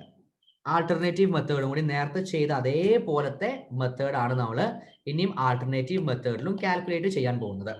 ഇപ്പൊ കുറെ ഫോർമുലയൊക്കെ പഠിച്ച് അയ്യോ എന്ന് പറയുന്ന സ്റ്റുഡൻസ് ഉണ്ടെങ്കിൽ കഴിഞ്ഞ നേരത്തെ ഒരു ആൾട്ടർനേറ്റീവ് മെത്തേഡ് ഞാൻ കാണിച്ചു തരികയാണ്. നമുക്ക് അറിയേണ്ടത് എന്താ? നമ്പർ ഓഫ് ഫ്യൂച്ചേഴ്സ് ആണ് അല്ലെ? എത്ര നമ്പർ ഓഫ് ഫ്യൂച്ചേഴ്സ് ആണ് വാങ്ങിക്കേണ്ടത്? അതിവിടെ ഉണ്ട്. നമ്പർ ഓഫ് ഫ്യൂച്ചേഴ്സ് വാങ്ങിക്കാനുള്ള ഫോർമുല, കാൽക്കുലേറ്റ് ചെയ്യാനുള്ള ഫോർമുല നമ്മൾ തന്നെ പഠിച്ചു വെച്ചിട്ടുണ്ട്. ഫസ്റ്റ് തന്നെ പഠിച്ചിട്ടുണ്ട്. ഫസ്റ്റ് ചെയ്ത ക്വസ്റ്റ്യൻസ് ഒക്കെ നിങ്ങൾ പെട്ടെന്ന് ആൻസറും ചെയ്തിട്ടുണ്ടാവും. അത് തന്നെയാണ് ഇവിടെ. ചെറുതായിട്ടൊന്ന് എന്ത് ചെയ്യേണ്ടി വരും? ഫോർമുല ഒന്ന് ചേഞ്ച് ചെയ്യേണ്ടി വരും എന്ന് മാത്രം. സോ അതേ ഫോർമുല ഞാൻ ഇവിടെ കൊടുക്കാൻ പോവാണ്. അപ്പോൾ number of future contract equal to hedge ratio or beta. അതിന്റെ കാൽക്കുലേഷൻ വേറെ ആയിരുന്നു, പോർട്ട്ഫോളിയോ ഡിവൈഡഡ് ബൈ ഒക്കെ ആയിരുന്നു. അത് ചെറുതായിട്ട് ചേഞ്ച് ചെയ്യേണ്ടി വരും. Value of portfolio to be hedge, നമുക്ക് അറിയാം വാല്യൂ ഓഫ് പോർട്ട്ഫോളിയോ എത്രയാന്നുള്ളത്. എത്രയായിരുന്നു വാല്യൂ ഓഫ് പോർട്ട്ഫോളിയോ? തൊട്ട് മുകളിൽ എഴുതിയിട്ടുണ്ട്. 7,80,000 ആയിരുന്നു. ഇൻ തൗസൻഡ്സ് ആണെന്ന് തോന്നുന്നു. 7,80,000 in thousands. So equal to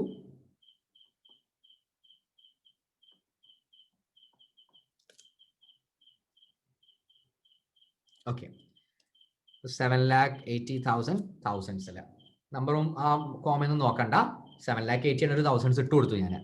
divide by value of one future contract. ഒരു ഫ്യൂച്ചർ കോൺട്രാക്ടിന്റെ പ്രൈസ് എത്രയാ? 2,500 ഇൻറ്റു 100 ആണ്. ഇൻഡെക്സ് ആണ് നോക്കേണ്ടത്. ഇൻഡെക്സ് 2,500 ആണ്. ഇൻറ്റു 100 അതുമായി. അപ്പോൾ മൾട്ടിപ്ലിക്കേഷൻ ആണ്. Multiplication. Hedge ratio or beta. ഇവിടെ ആകെ നമ്മൾ ചെയ്യേണ്ടത് ആ റേഷ്യോ ഒന്ന് ചെറുതായിട്ട് മാറ്റുക. നമ്മൾ സെല്ലാ ചെയ്യുന്നത്. സെല്ല് ചെയ്യുന്ന സമയത്ത് നമ്മൾ സെല്ലാണ് ചെയ്യുന്നത്. സെല്ല് ചെയ്യുന്ന സമയത്ത് എന്താ ചെയ്യേണ്ടത്? ആ ഒരു ഫോർമുലയും കൂടിയും എടുക്കണം.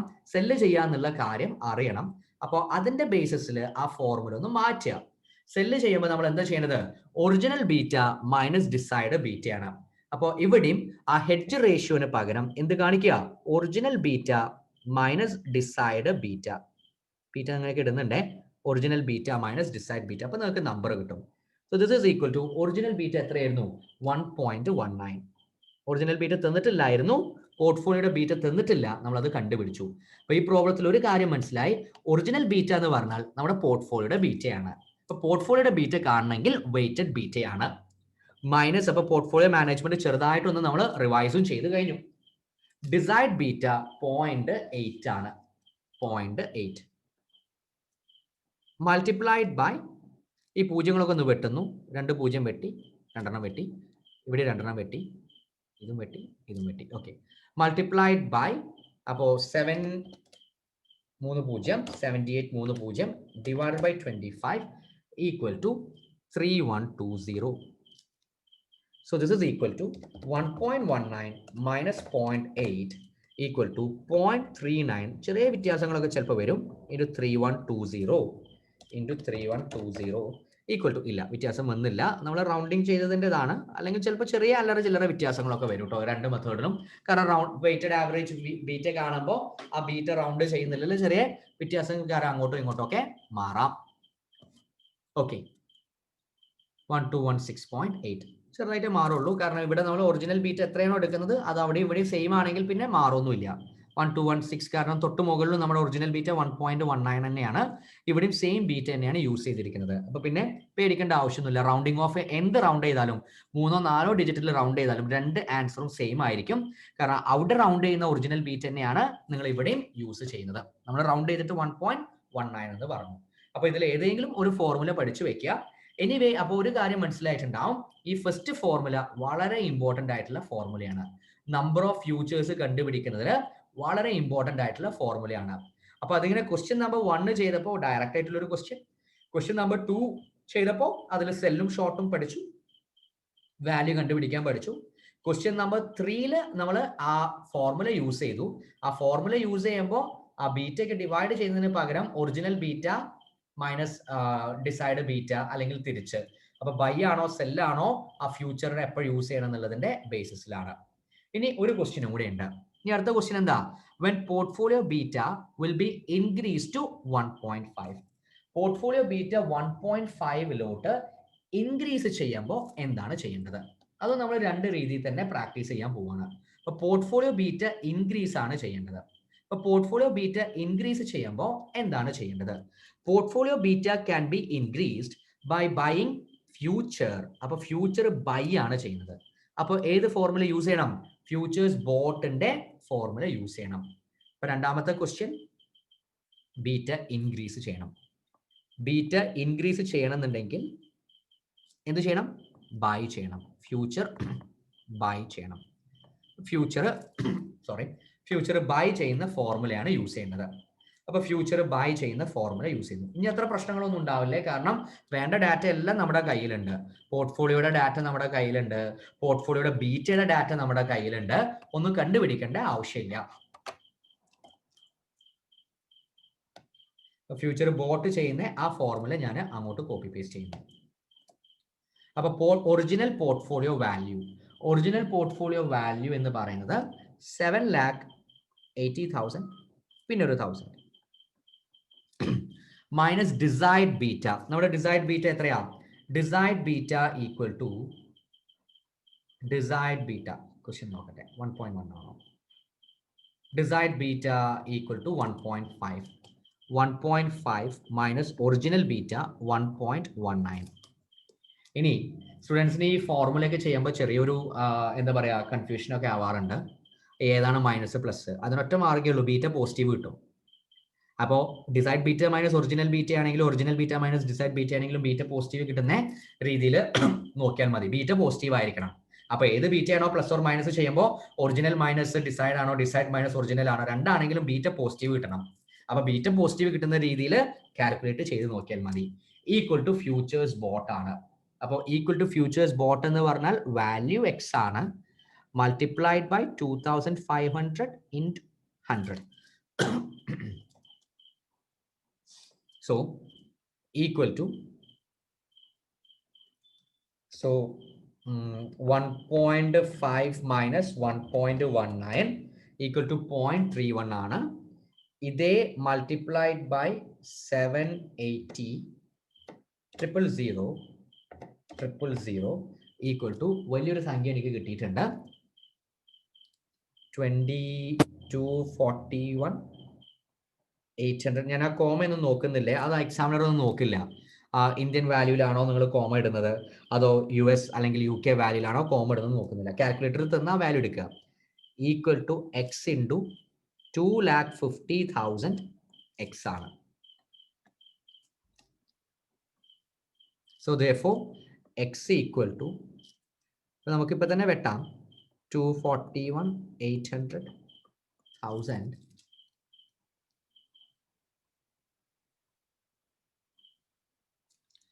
divided by 2,50,000 വെട്ടി. So 241,80 divided by 25 equal to 967.2. ഇപ്പൊ നമ്പർ ഫ്യൂച്ചറിൽ നമുക്ക് ഇങ്ങനെയൊക്കെ വാങ്ങിക്കാൻ പറ്റും. നമ്പർ ഓഫ് 967.2 ആണ് വാങ്ങിക്കേണ്ട ഫ്യൂച്ചറിന്റെ എമൗണ്ട്. ഓക്കെ, ഇപ്പൊ ഞാനൊരു തീർന്നു എന്ന് പ്രതീക്ഷിക്കുന്നു. ഞാൻ ആൾട്ടർനേറ്റീവ് മെത്തേഡും കൂടി നിങ്ങൾക്കൊരു ജസ്റ്റ് 1 മിനിറ്റ് തരുന്നു. എന്നിട്ട് നമ്മൾ ആൾട്ടർനേറ്റീവ് മെത്തേഡും കൂടി പ്രാക്ടീസ് ചെയ്യുന്നു. രണ്ട് രീതിയിലും ആൻസേഴ്സ് സെയിം ആയിരിക്കും. അപ്പൊ ആൾട്ടർനേറ്റീവ് മെത്തേഡ് പ്രാക്ടീസ് ചെയ്യുമ്പോൾ നിങ്ങൾക്ക് ആ പണ്ടത്തെ ഫോർമുല അങ്ങനെ ഓർമ്മ വരും. നമ്പർ ഓഫ് ഫ്യൂച്ചർ എങ്ങനെ കാൽക്കുലേറ്റ് ചെയ്യണം എന്നുള്ളത്.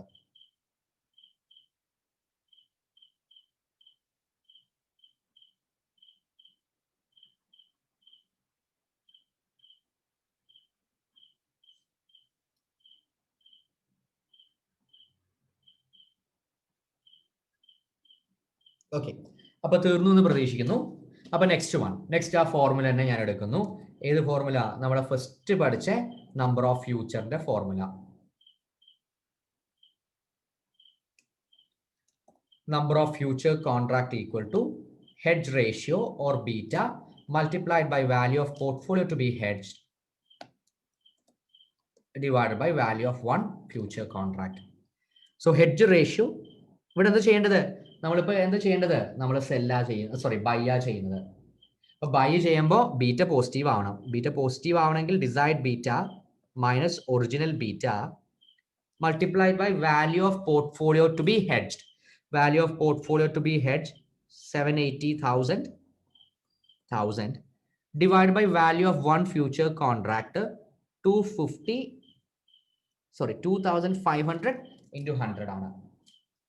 Into 2,500 into 100.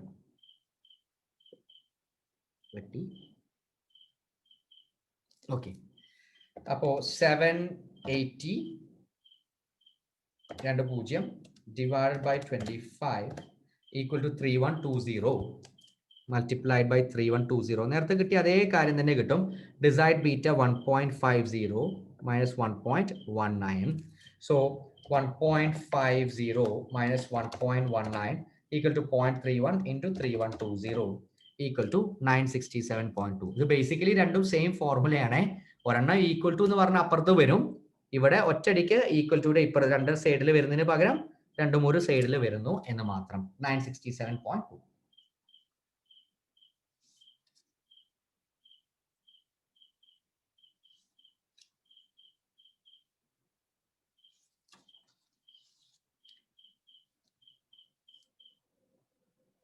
ഓക്കെ, അപ്പൊ തീർന്നു എന്ന് പ്രതീക്ഷിക്കുന്നു.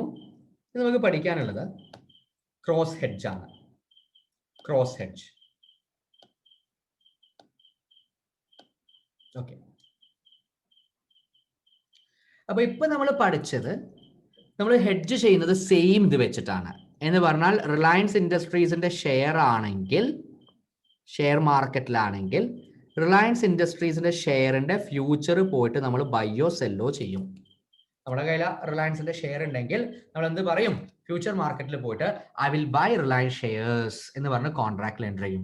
Or I will cell Reliance shares എന്ന് പറഞ്ഞ് കോൺട്രാക്റ്റിൽ എൻ്റർ ചെയ്യും. അപ്പൊ നമ്മൾ പഠിച്ചത് രണ്ടും സെയിം ആയിട്ടുള്ള കാര്യമാണ്. ഇനി ക്രോസ് ഹെഡ്ജ് എന്ന് പറഞ്ഞിട്ടുണ്ടെങ്കിൽ ക്രോസ് ആണ്, സെയിം അല്ല. Cross hedge refers to hedging a position for investment in cash market for stock in the share market with opposite position. അത് എപ്പോഴും അങ്ങനെ ആയിരിക്കും കേട്ടോ. എന്താണോ നമ്മൾ ഏത് സിറ്റുവേഷനിലാണെങ്കിലും അങ്ങനെയാണ്. എന്താണോ ക്യാഷ് മാർക്കറ്റ് ഫോർ സ്റ്റോക്ക് എന്ന് പറഞ്ഞാൽ സ്റ്റോക്ക് മാർക്കറ്റിലെ പൊസിഷൻ, അതിന്റെ ഓപ്പോസിറ്റ് ആയിരിക്കും നമ്മൾ ഫ്യൂച്ചറിൽ ചെയ്യുന്നത്.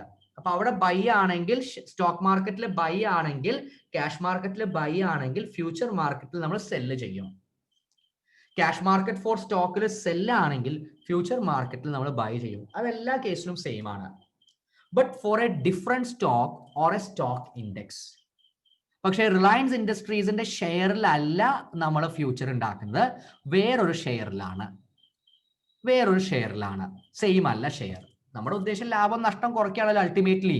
റിലയൻസിന്റെ ഷെയർ വാങ്ങിച്ചിട്ട് തന്നെ റിലയൻസിന്റെ ഷെയർ നഷ്ടം കുറയ്ക്കണമെന്നൊന്നുമില്ലല്ലോ. റിലയൻസിന്റെ ഷെയറും അപ്പുറത്ത് വേറെ ഏതെങ്കിലും നമുക്ക് പ്രതീക്ഷയുള്ള ഒരു ഫ്യൂച്ചറിൽ നോക്കിയിട്ടുണ്ടെങ്കിൽ നഷ്ടം കുറയ്ക്കാം. Okay, next. Cross hedge will be done when there is no future market available for the asset desired to be hedged. അതാണ് ഇതിന്റെ പ്രത്യേകത. അപ്പൊ നമ്മൾ ചോദിക്കുക, എന്തിനാ ഇത്ര കഷ്ടപ്പെടുന്നത്? ഇതാണ് ഇതിന്റെ പ്രശ്നം. ഫ്യൂച്ചറിൽ എന്തില്ല, ആ സാധനം അവൈലബിൾ അല്ല. ഫ്യൂച്ചർ മാർക്കറ്റിൽ ആ സാധനം അവൈലബിൾ അല്ല. റിലയൻസിന്റെ ഷെയർ ട്രേഡ് ചെയ്യാൻ ഫ്യൂച്ചർ മാർക്കറ്റിൽ ആരുമില്ല, ഫ്യൂച്ചർ മാർക്കറ്റിൽ അവൈലബിൾ അല്ല.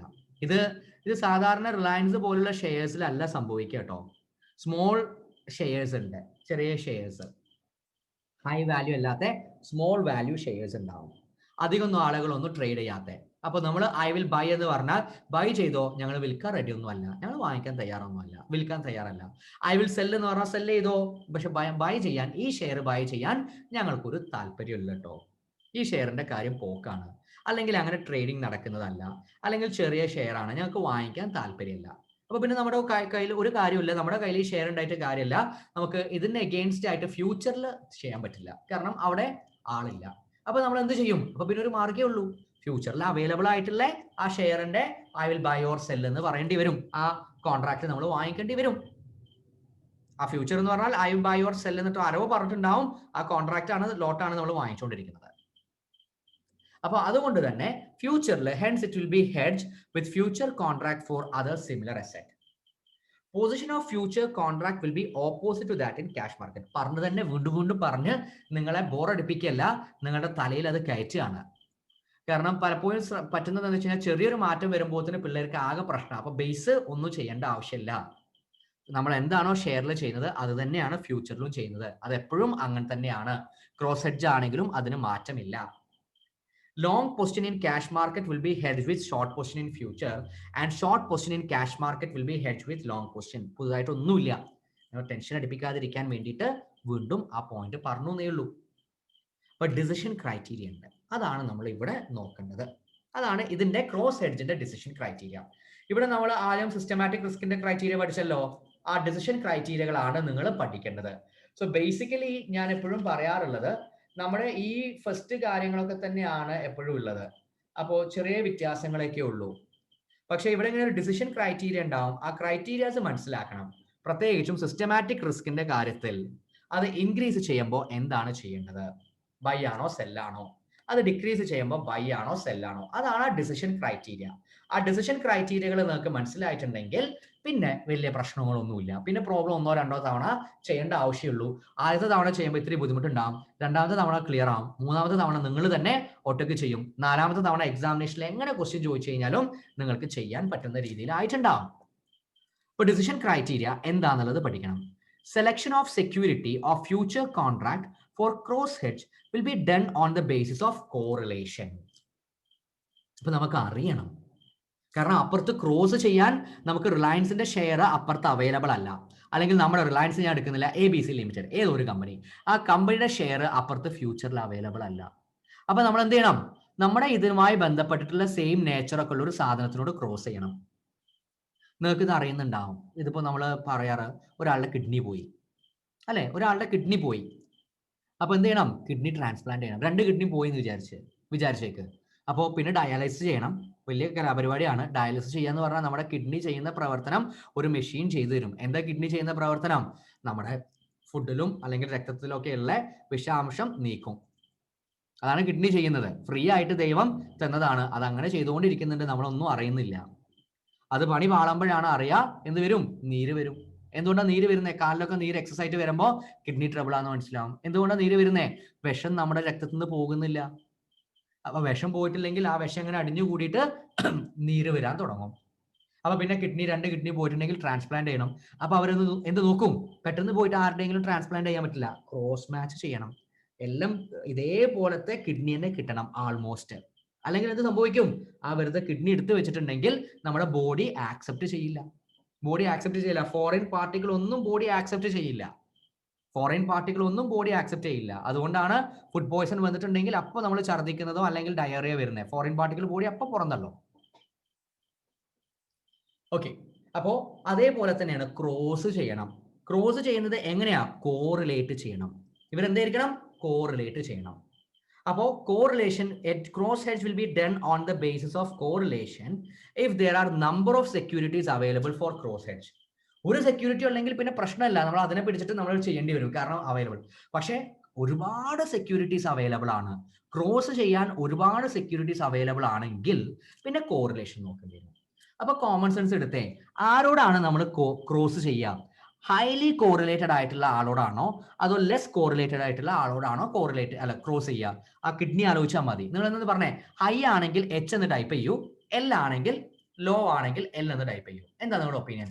ഹൈലി കോറിലേറ്റഡ് ആയിരിക്കും. അപ്പോഴേ അത് ഒത്തുപോകുള്ളൂ. അപ്പൊ ഹയർ കോറിലേഷനുള്ള അസറ്റിനെ പിടിച്ചിട്ട് വേണം ക്രോസ് ഹെഡ് ചെയ്യാൻ. അപ്പൊ ചെറുതായിട്ട് ഇങ്ങനെ നിങ്ങൾക്ക് ചെറുതായിട്ട് കത്തുന്നുണ്ടാവും. കുറച്ച് കഴിയുമ്പോൾ നമ്മൾ ഒരു കാര്യം വേണ്ടി പഠിക്കേണ്ടി വരും. എന്താ? കോറിലേഷൻ പഠിക്കേണ്ടി വരും, കോറിലേഷൻ നോക്കേണ്ടി വരും. ഓക്കെ, അപ്പൊ ഇത് ബേസ് ചെയ്തിട്ടുള്ള ക്വസ്റ്റ്യൻ ആണ്. അപ്പൊ പ്രത്യേകിച്ച് ഒന്നുമില്ല, ഈ ക്രോസ് ഹെഡ്ജ് ആണെങ്കിലും ഇതാണെങ്കിലും പ്രത്യേകിച്ച് വലിയ വ്യത്യാസങ്ങളൊന്നും വരാൻ ഇല്ല എന്നാണ് നിങ്ങൾ മനസ്സിലാക്കേണ്ടത്. ഓക്കെ, അപ്പൊ നമ്മൾ ക്രോസ് ഹെഡ്ജിന്റെ ഒരു ക്വസ്റ്റ്യൻ ചെയ്യാൻ പോവാണ്. ജസ്റ്റ് ഒരു മിനിറ്റ്, എന്റെ ചാർജർ ഒന്ന് പ്ലഗ് ചെയ്യട്ടെ. Okay, fine. അപ്പൊ നേരത്തെ ചെയ്തതും ഈ ക്വസ്റ്റ്യനൊക്കെ ആൾമോസ്റ്റ് സെയിം ആണ്. അവിടെ സെയിം സ്റ്റോക്കിനോടാണ് നമ്മൾ ഹെഡ്ജ് ചെയ്യുന്നത്. ഇവിടെ സെയിം സ്റ്റോക്ക് അവൈലബിൾ അല്ല, സെയിം ഫ്യൂച്ചർ അവൈലബിൾ അല്ല. അപ്പൊ സിമിലർ ആയിട്ടുള്ള ഒരു ഫ്യൂച്ചർ വെച്ചിട്ടാണ് ഹെഡ്ജ് ചെയ്യുന്നത്. അപ്പൊ അതിൽ ഒരുപാട് ഫ്യൂച്ചേഴ്സ് അവൈലബിൾ ആണെങ്കിൽ ഏറ്റവും അധികം കോറിലേറ്റ് ചെയ്യുന്ന ഹയർ കോറിലേഷൻ ഉള്ള ആളെ പിടിച്ചിട്ട് വേണം ഹെഡ്ജ് ചെയ്യാൻ. അപ്പൊ following information is available.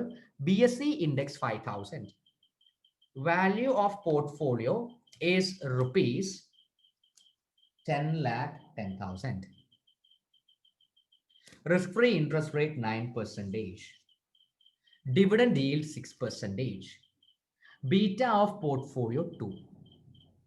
It has been assumed that future contract on BSE index with 4 months maturity is used to hedge the value of portfolio over next 3 months. One future contract is for delivery of 5 items index. Find price of future contract. Second, gain on short position if index turns to be 4,500 in 3 months. Okay. അപ്പോൾ വീണ്ടും ഇവിടെ ശ്രദ്ധിക്കുക. ഞാൻ section ഡിയുടെ class start ചെയ്തപ്പോൾ പറഞ്ഞ അതേ കാര്യമാണ് റിപ്പീറ്റ് ചെയ്യുന്നത്. എൻ്റെ സെക്ഷൻ ഡിയുടെ ക്ലാസ് എന്ന് പറഞ്ഞിട്ടുണ്ടെങ്കിൽ കോൺസെപ്റ്റ് ഇങ്ങനെ ബിൽഡ് ചെയ്ത് പോവുകയാണ്. കോൺസെപ്റ്റ് പറഞ്ഞ് ചെറിയ ചെറിയ പ്രോബ്ലംസ് ഒക്കെ ചെയ്ത് നിങ്ങളുടെ കോൺസെപ്റ്റ് ബിൽഡ് ചെയ്യാണ്. അപ്പോൾ അതേ കാര്യമാണ് നമ്മൾ ഇവിടെ ചെയ്യുന്നത്. അപ്പോൾ ഒരു പ്രത്യേക രീതിയിലാണ് ഞാൻ എൻ്റെ ക്ലാസ് സ്ട്രക്ചർ ചെയ്തിരിക്കുന്നത്. ആ രീതി നിങ്ങൾ മനസ്സിലാക്കണം. കോൺസെപ്റ്റ് പതുക്കെ ബിൽഡ് ചെയ്ത് പോവുകയാണ്. ലാസ്റ്റ് എത്തുമ്പോഴേക്കിനാണ് നമ്മളുടെ full exam related questions practicing വരിക. അപ്പോൾ നിങ്ങളുടെ question number 5 price of future contract ആർക്കെങ്കിലും കാൽക്കുലേറ്റ് ചെയ്ത് തരാൻ പറ്റുമോ? നമ്മൾ കഴിഞ്ഞ ക്ലാസ്സിൽ പഠിച്ചതാ. ഫ്യൂച്ചർ കോൺട്രാക്ടിന്റെ പ്രൈസ് ആണ്. എന്ത് പ്രൈസാ? Theoretical price. കാരണം നിങ്ങൾ മനസ്സിലാക്കേണ്ടത്, നിങ്ങളുടെ ലാസ്റ്റ് ക്വസ്റ്റ്യനിലൊക്കെ നോക്കുമ്പോൾ CMAയുടെ എക്സാമിനേഷന്റെ 8 അല്ലെങ്കിൽ 10 മാർക്കിന്റെ ക്വസ്റ്റ്യൻ ആണ്. 2-3 ക്വസ്റ്റ്യൻസാ ചോദിക്കുക. അപ്പോൾ ഇതിന്റെ കൂട്ടത്തിൽ ഒരു ക്വസ്റ്റ്യൻ കൂടിയാണ് ചോദിച്ചിട്ടുണ്ടെങ്കിൽ നിങ്ങളുടെ CMA എക്സാം ആയി. അപ്പോൾ ഇത് ജസ്റ്റ് ഒന്ന് ബേസ് ഇട്ട് തരികയാണ്. അപ്പോൾ പ്രൈസ് ഓഫ് ഫ്യൂച്ചർ കോൺട്രാക്ട് കാണണം. എങ്ങനെ നമ്മൾ പ്രൈസ് ഓഫ് ഫ്യൂച്ചർ കോൺട്രാക്ട് കണ്ടിരുന്നേ? നമുക്ക് രണ്ട് മെത്തേഡ് ഉണ്ട്. ആദ്യത്തെ മെത്തേഡ് എന്ന് പറയുന്നത് നമ്മൾ എന്താ ചെയ്തിരുന്നേ? ഒരു ഫോർമുല ഉണ്ട്. ഏത് ഫോർമുലയായിരുന്നു? ഈ വാല്യൂ വരുന്ന formula theoretical future equal to spot index അല്ലെങ്കിൽ സ്പോട്ട് മൾട്ടിപ്ലൈഡ് ബൈ e⁻RT. ഇപ്പോൾ ഓർമ്മ വരുന്നുണ്ടാവും എന്ന് പ്രതീക്ഷിക്കുന്നു. അപ്പൊ സ്പോട്ടിലെ ഇൻഡെക്സ് എത്രയാണെന്ന് അറിയണം. സ്പോട്ടിലെ ഇൻഡെക്സ് നമുക്ക് തന്നിട്ടുണ്ട് 5000 ആണ്. ഇൻഡെക്സ് 5000 ആണ്. കാരണം നമ്മളിവിടെ ചെയ്യുന്നത് theoretical future price of share അല്ല, ആ ഫ്യൂച്ചർ ആണ്. അപ്പോ 5000 ഇൻറ്റു e⁻RT. R 9%. ഓക്കെ, ഞാനൊരു കാര്യം ചെയ്യുന്നുണ്ട്, എഴുതിയിരിക്കരുതേ. മൾട്ടിപ്ലൈഡ് ബൈ ടി എത്രയാ? 1/12. സോറി, 1 അല്ലല്ലോ, 4 മന്ത് ആണ്. 4 മന്ത് ഇൻറ്റു 4/12. ഞാൻ നോക്കട്ടെ എത്ര പേർക്ക് ഓർമ്മയുണ്ട് എന്നുള്ളതും. ഈ ഫോർമുല ശരിയാണോ? Yes or no? ഈ ഫോർമുല ശരിയാണോ? ഒന്ന് ടൈപ്പ് ചെയ്യണേ. വായി തോന്നിയത് ടൈപ്പ് ചെയ്തേക്ക്. Yes or no? Okay, no എന്ന് പറയുന്നു. Yes, very good. നോ. എന്താ ഇതിന്റെ പ്രശ്നം? ജോസ് കറക്റ്റ് ആണ്, ഈ ഫോർമുല തെറ്റാണ്. അപ്പൊ ജോസൺ ഒന്ന് പറഞ്ഞേ, എന്താ ഇതിന്റെ പ്രശ്നം? Yes, very good. റിയാസ് മറുപടി പറഞ്ഞു, ഡിവിഡൻഡ്. യെസ്, ജോണും പറഞ്ഞു ഡിവിഡൻഡ് ആണ് നമ്മുടെ പ്രശ്നം.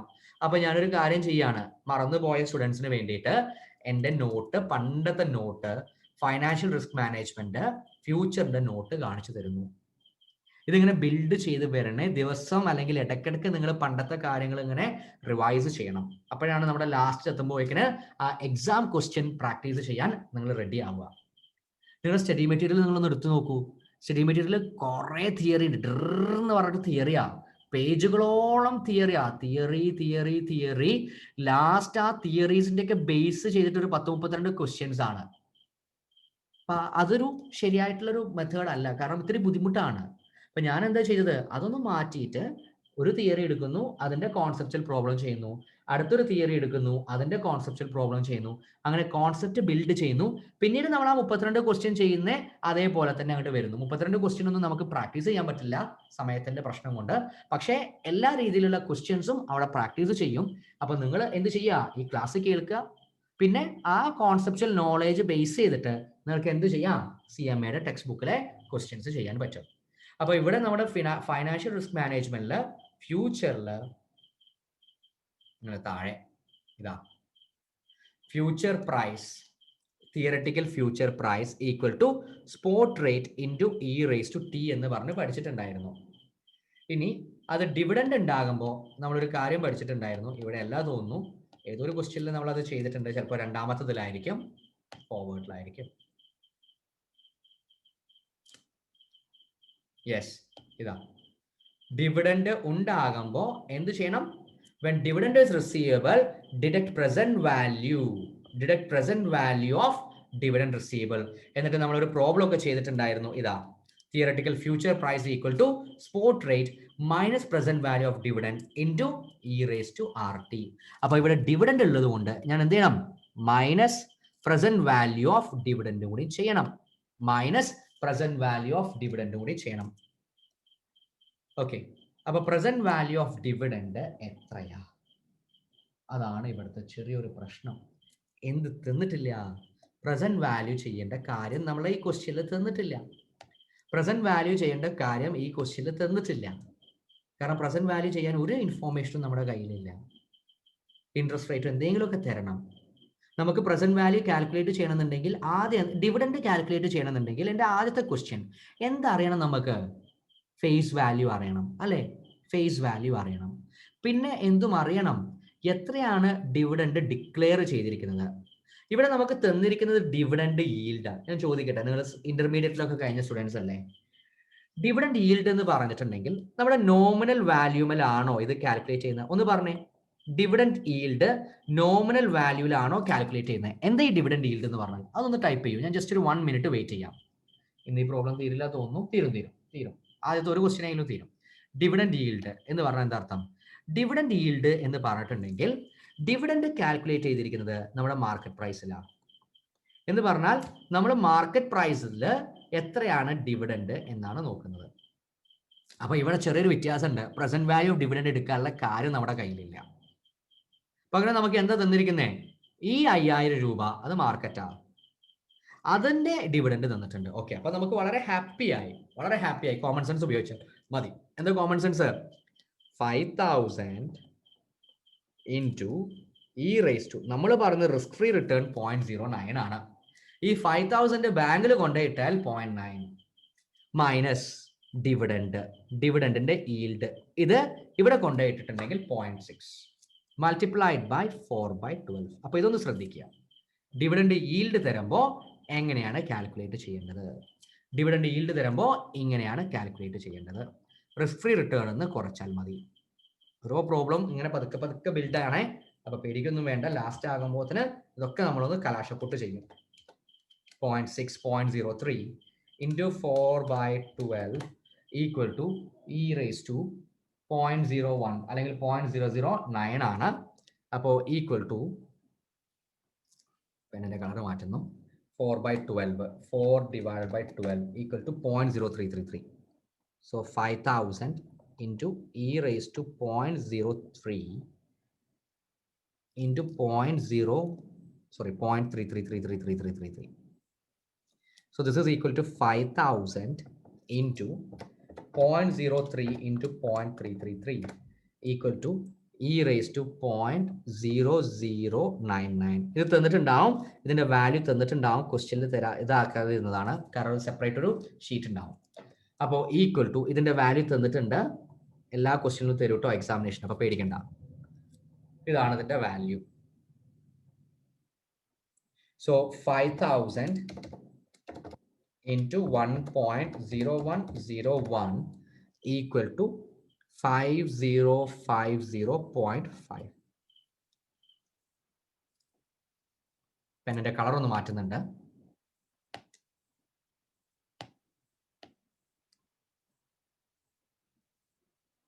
ഓക്കെ, ഇനി ഇവിടെ ശ്രദ്ധിക്കാം. ആൾട്ടർനേറ്റീവ് ഉണ്ട്. ആൾട്ടർനേറ്റീവ് എന്താ? Alternative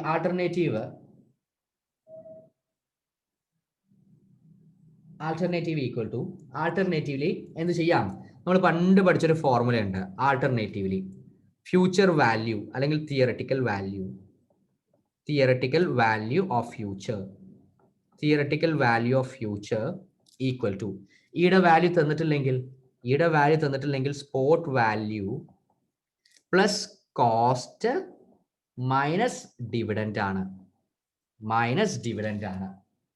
so this equal to spot value 5000 plus cost എന്ന് പറഞ്ഞാൽ റിസ്ക് ഫ്രീ റിട്ടേണിൽ ഇൻവെസ്റ്റ് ചെയ്താൽ എത്ര കിട്ടും ഇൻറ്റു 4/12 മൈനസ് ഡിവിഡൻഡ് ആണ്.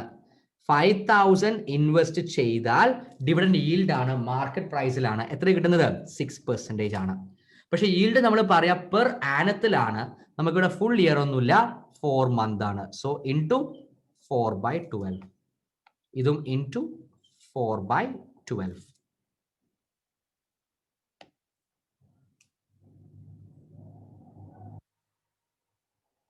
യെസ്, ഈ റേഷ്യോ ആർ ടി തന്നിട്ടുണ്ടെങ്കിൽ സ്പോട്ട് റേറ്റ് ഡയറക്റ്റ് മൾട്ടിപ്ലൈ ചെയ്താൽ മതി. യെസ്, കറക്റ്റ് ആണ്. So equal to 5000 plus 5000 into 9% into 4/12 150 minus 5000 into 6% into 4/12 equal to 100. അല്ലെങ്കിൽ ഇത് നിങ്ങൾക്ക് ശരിക്കും പറഞ്ഞാൽ 5000 ഇൻറ്റു 3 ചെയ്താൽ മതി, ഇൻറ്റു 4/12 ചെയ്താലും ആൻസർ സെയിം ആയിരിക്കും. ഈക്വൽ ടു അപ്പോൾ 5150 മൈനസ് 100 5050 ഒരു 0.5 ഡിഫറൻസ് വരും. അതാ ഇ റേസ് ടു ആർ ടിയുടെ ഡിഫറൻസ് വരുന്നതാണ്. ഓക്കെ, അപ്പോൾ ഒരു കാര്യം കൂടി പറഞ്ഞിട്ട് നമ്മൾ നിർത്താം. പിന്നെ ഗെയിൻ ഓർ ലോസ് നാളെ നമുക്ക് കാൽക്കുലേറ്റ് ചെയ്യാം. അപ്പൊ ഇവിടെ ഇപ്പോഴും നമ്മുടെ ആൻസർ ആയിട്ടില്ല കേട്ടോ. ഓക്കെ യെസ്, ആൻസർ ആയിട്ടുണ്ട്. നമ്മളോട് ഫസ്റ്റ് എന്താ ചോദിച്ചത്? Compute price of future contract ആണ്. സോ തിയററ്റിക്കൽ ഫ്യൂച്ചർ കോൺട്രാക്റ്റിന്റെ പ്രൈസ് നമ്മളിവിടെ കണ്ടുപിടിച്ചിട്ടുണ്ട്. ഇനി ഫ്യൂച്ചർ പ്രൈസിന്റെ കോൺട്രാക്റ്റ് ആണ്. അപ്പൊ ഇവിടെ ശ്രദ്ധിക്കുക, therefore price equal to just ഒന്ന് ക്വസ്റ്റ്യൻ വായിച്ചേ. Question: it has been assumed that our one future contract is for delivery 50 times index ആണ്. നമ്മളിപ്പോ എന്താ കണ്ടുപിടിച്ചത്? പ്രൈസ് ഓഫ് ഫ്യൂച്ചർ ഇൻഡെക്സ് ആണ്. ഒരെണ്ണത്തിന്റെ പ്രൈസ് നമ്മൾ 5050 അല്ലെങ്കിൽ 0.5 കണ്ടുപിടിച്ചു. ഇത് എത്ര ടൈംസ് ആണ്? 50 ടൈംസ് ആണ് ഒരു ഫ്യൂച്ചറിന്റെ പ്രൈസ്. അപ്പൊ 5050 ഇൻറ്റു 50 ഈക്വൽ ടു ₹2,52,500. നേരത്തെ വന്ന അതേ കോൺസെപ്റ്റ്. എവിടെ വന്ന കോൺസെപ്റ്റ് ആയത്? നേരത്തെ നമ്മളൊരു ക്വസ്റ്റ്യൻ ചെയ്തിട്ടുണ്ടായിരുന്നു. അപ്പൊ ഈ കോൺസെപ്റ്റ് ഇങ്ങനെ പതുക്കെ ബിൽഡ് ചെയ്യുന്ന കണ്ടോ നിങ്ങൾ? അപ്പൊ പതുക്കെ ബിൽഡ് ചെയ്ത് ഇങ്ങനെ വരികയാണ്. എവിടെ ഉണ്ടായിരുന്ന ഒരു 5 times 50 times. Yes, one future contractors 50 times the index. അപ്പൊ ഇപ്പൊ നമുക്ക് കിട്ടിയിരിക്കുന്നത് എന്താ? ഇൻഡെക്സ് ആണ് കിട്ടിയിരിക്കുന്നത്. തിയററ്റിക്കൽ നമ്മുടെ ക്വസ്റ്റ്യനിലോട്ട് ഞാൻ പോവാണ്. ഇപ്പൊ നമ്മൾ എന്തിന്റെ ബേസിലാണ് കണ്ടുപിടിച്ചത്? വാല്യൂ ഇൻഡെക്സിന്റെ ബേസിലാണ് അല്ലെ? BSE ഇൻഡെക്സിന്റെ വാല്യൂ ആണ് നമ്മൾ എടുത്തത്. ഈ 5000 ഒക്കെ നമ്മൾ എടുത്തത് എന്തായിരുന്നു? ഇൻഡെക്സ് ആണ്. ഈ 5000 ഒക്കെ ഇൻഡെക്സിന്റെ വാല്യൂ ആണ്. അപ്പൊ ഈ 5050 എന്ന് പറയുന്നത് എന്തിന്റെ വാല്യൂ ആ? ഇൻഡെക്സിന്റെ വാല്യൂ ആ. ഫ്യൂച്ചർ എന്ത് പറയുന്നു? ഇൻഡെക്സിന്റെ 50 ടൈം ആണ്. അപ്പോ ഇൻഡെക്സ് 5050, ഒരു ഫ്യൂച്ചർ എന്ന് പറയുന്നത് 50 ടൈംസ് ഓഫ് ഇൻഡെക്സ് ആണ്. 5050 ഇൻറ്റു 50 ടൈംസ് ഒരു ഫ്യൂച്ചറിന്റെ പ്രൈസ് ഈക്വൽ ടു 2,52,500 ആണ്. ഓക്കെ, അപ്പോൾ അത്രയേ ഉള്ളൂ. ക്ലിയർ ആയെന്ന് പ്രതീക്ഷിക്കുന്നു. ഇതിലൊരു ക്വസ്റ്റ്യനും കൂടി ഉണ്ട്. ഇതിപ്പോ കണ്ടിന്യൂ ചെയ്യുന്നില്ല, കുറച്ചധികം ഡിസ്കസ് ചെയ്യേണ്ടി വരും. 9 മണിയായി, നമ്മുടെ അലോട്ടഡ് ടൈം ആയിട്ടുണ്ട്. സോ നമുക്ക് നാളെ ക്ലാസ് ഉണ്ട്. നാളെ സെയിം ടൈം തന്നെയാണ് ക്ലാസ് ഉള്ളത്. 7 to 9 എന്നുള്ള ക്ലാസ്സിൽ നമ്മൾ ഈ ക്വസ്റ്റ്യൻ കംപ്ലീറ്റ് ചെയ്യും. ആൻഡ് ഇപ്പൊ നമ്മൾ 6th 5th ക്വസ്റ്റ്യൻ ആയി. ഇന്നൊരു 5-4.5 ക്വസ്റ്റ്യൻ ആണ് ഇന്ന് പ്രാക്ടീസ് ചെയ്തിരിക്കുന്നത്. മോസ്റ്റ്ലി നാളത്തെ ക്ലാസ്സോട് കൂടി ഇത് തീർക്കും എന്നാണ് പ്രതീക്ഷിക്കുന്നത്. അപ്പോൾ 10 ക്വസ്റ്റ്യൻസ് ഉണ്ട്. നാളത്തെ ക്ലാസ്സിൽ കാണാം. So thank you every one. നാളെ വൈകിട്ട് 7 മണിക്കാണ് class. Thank you. Good night.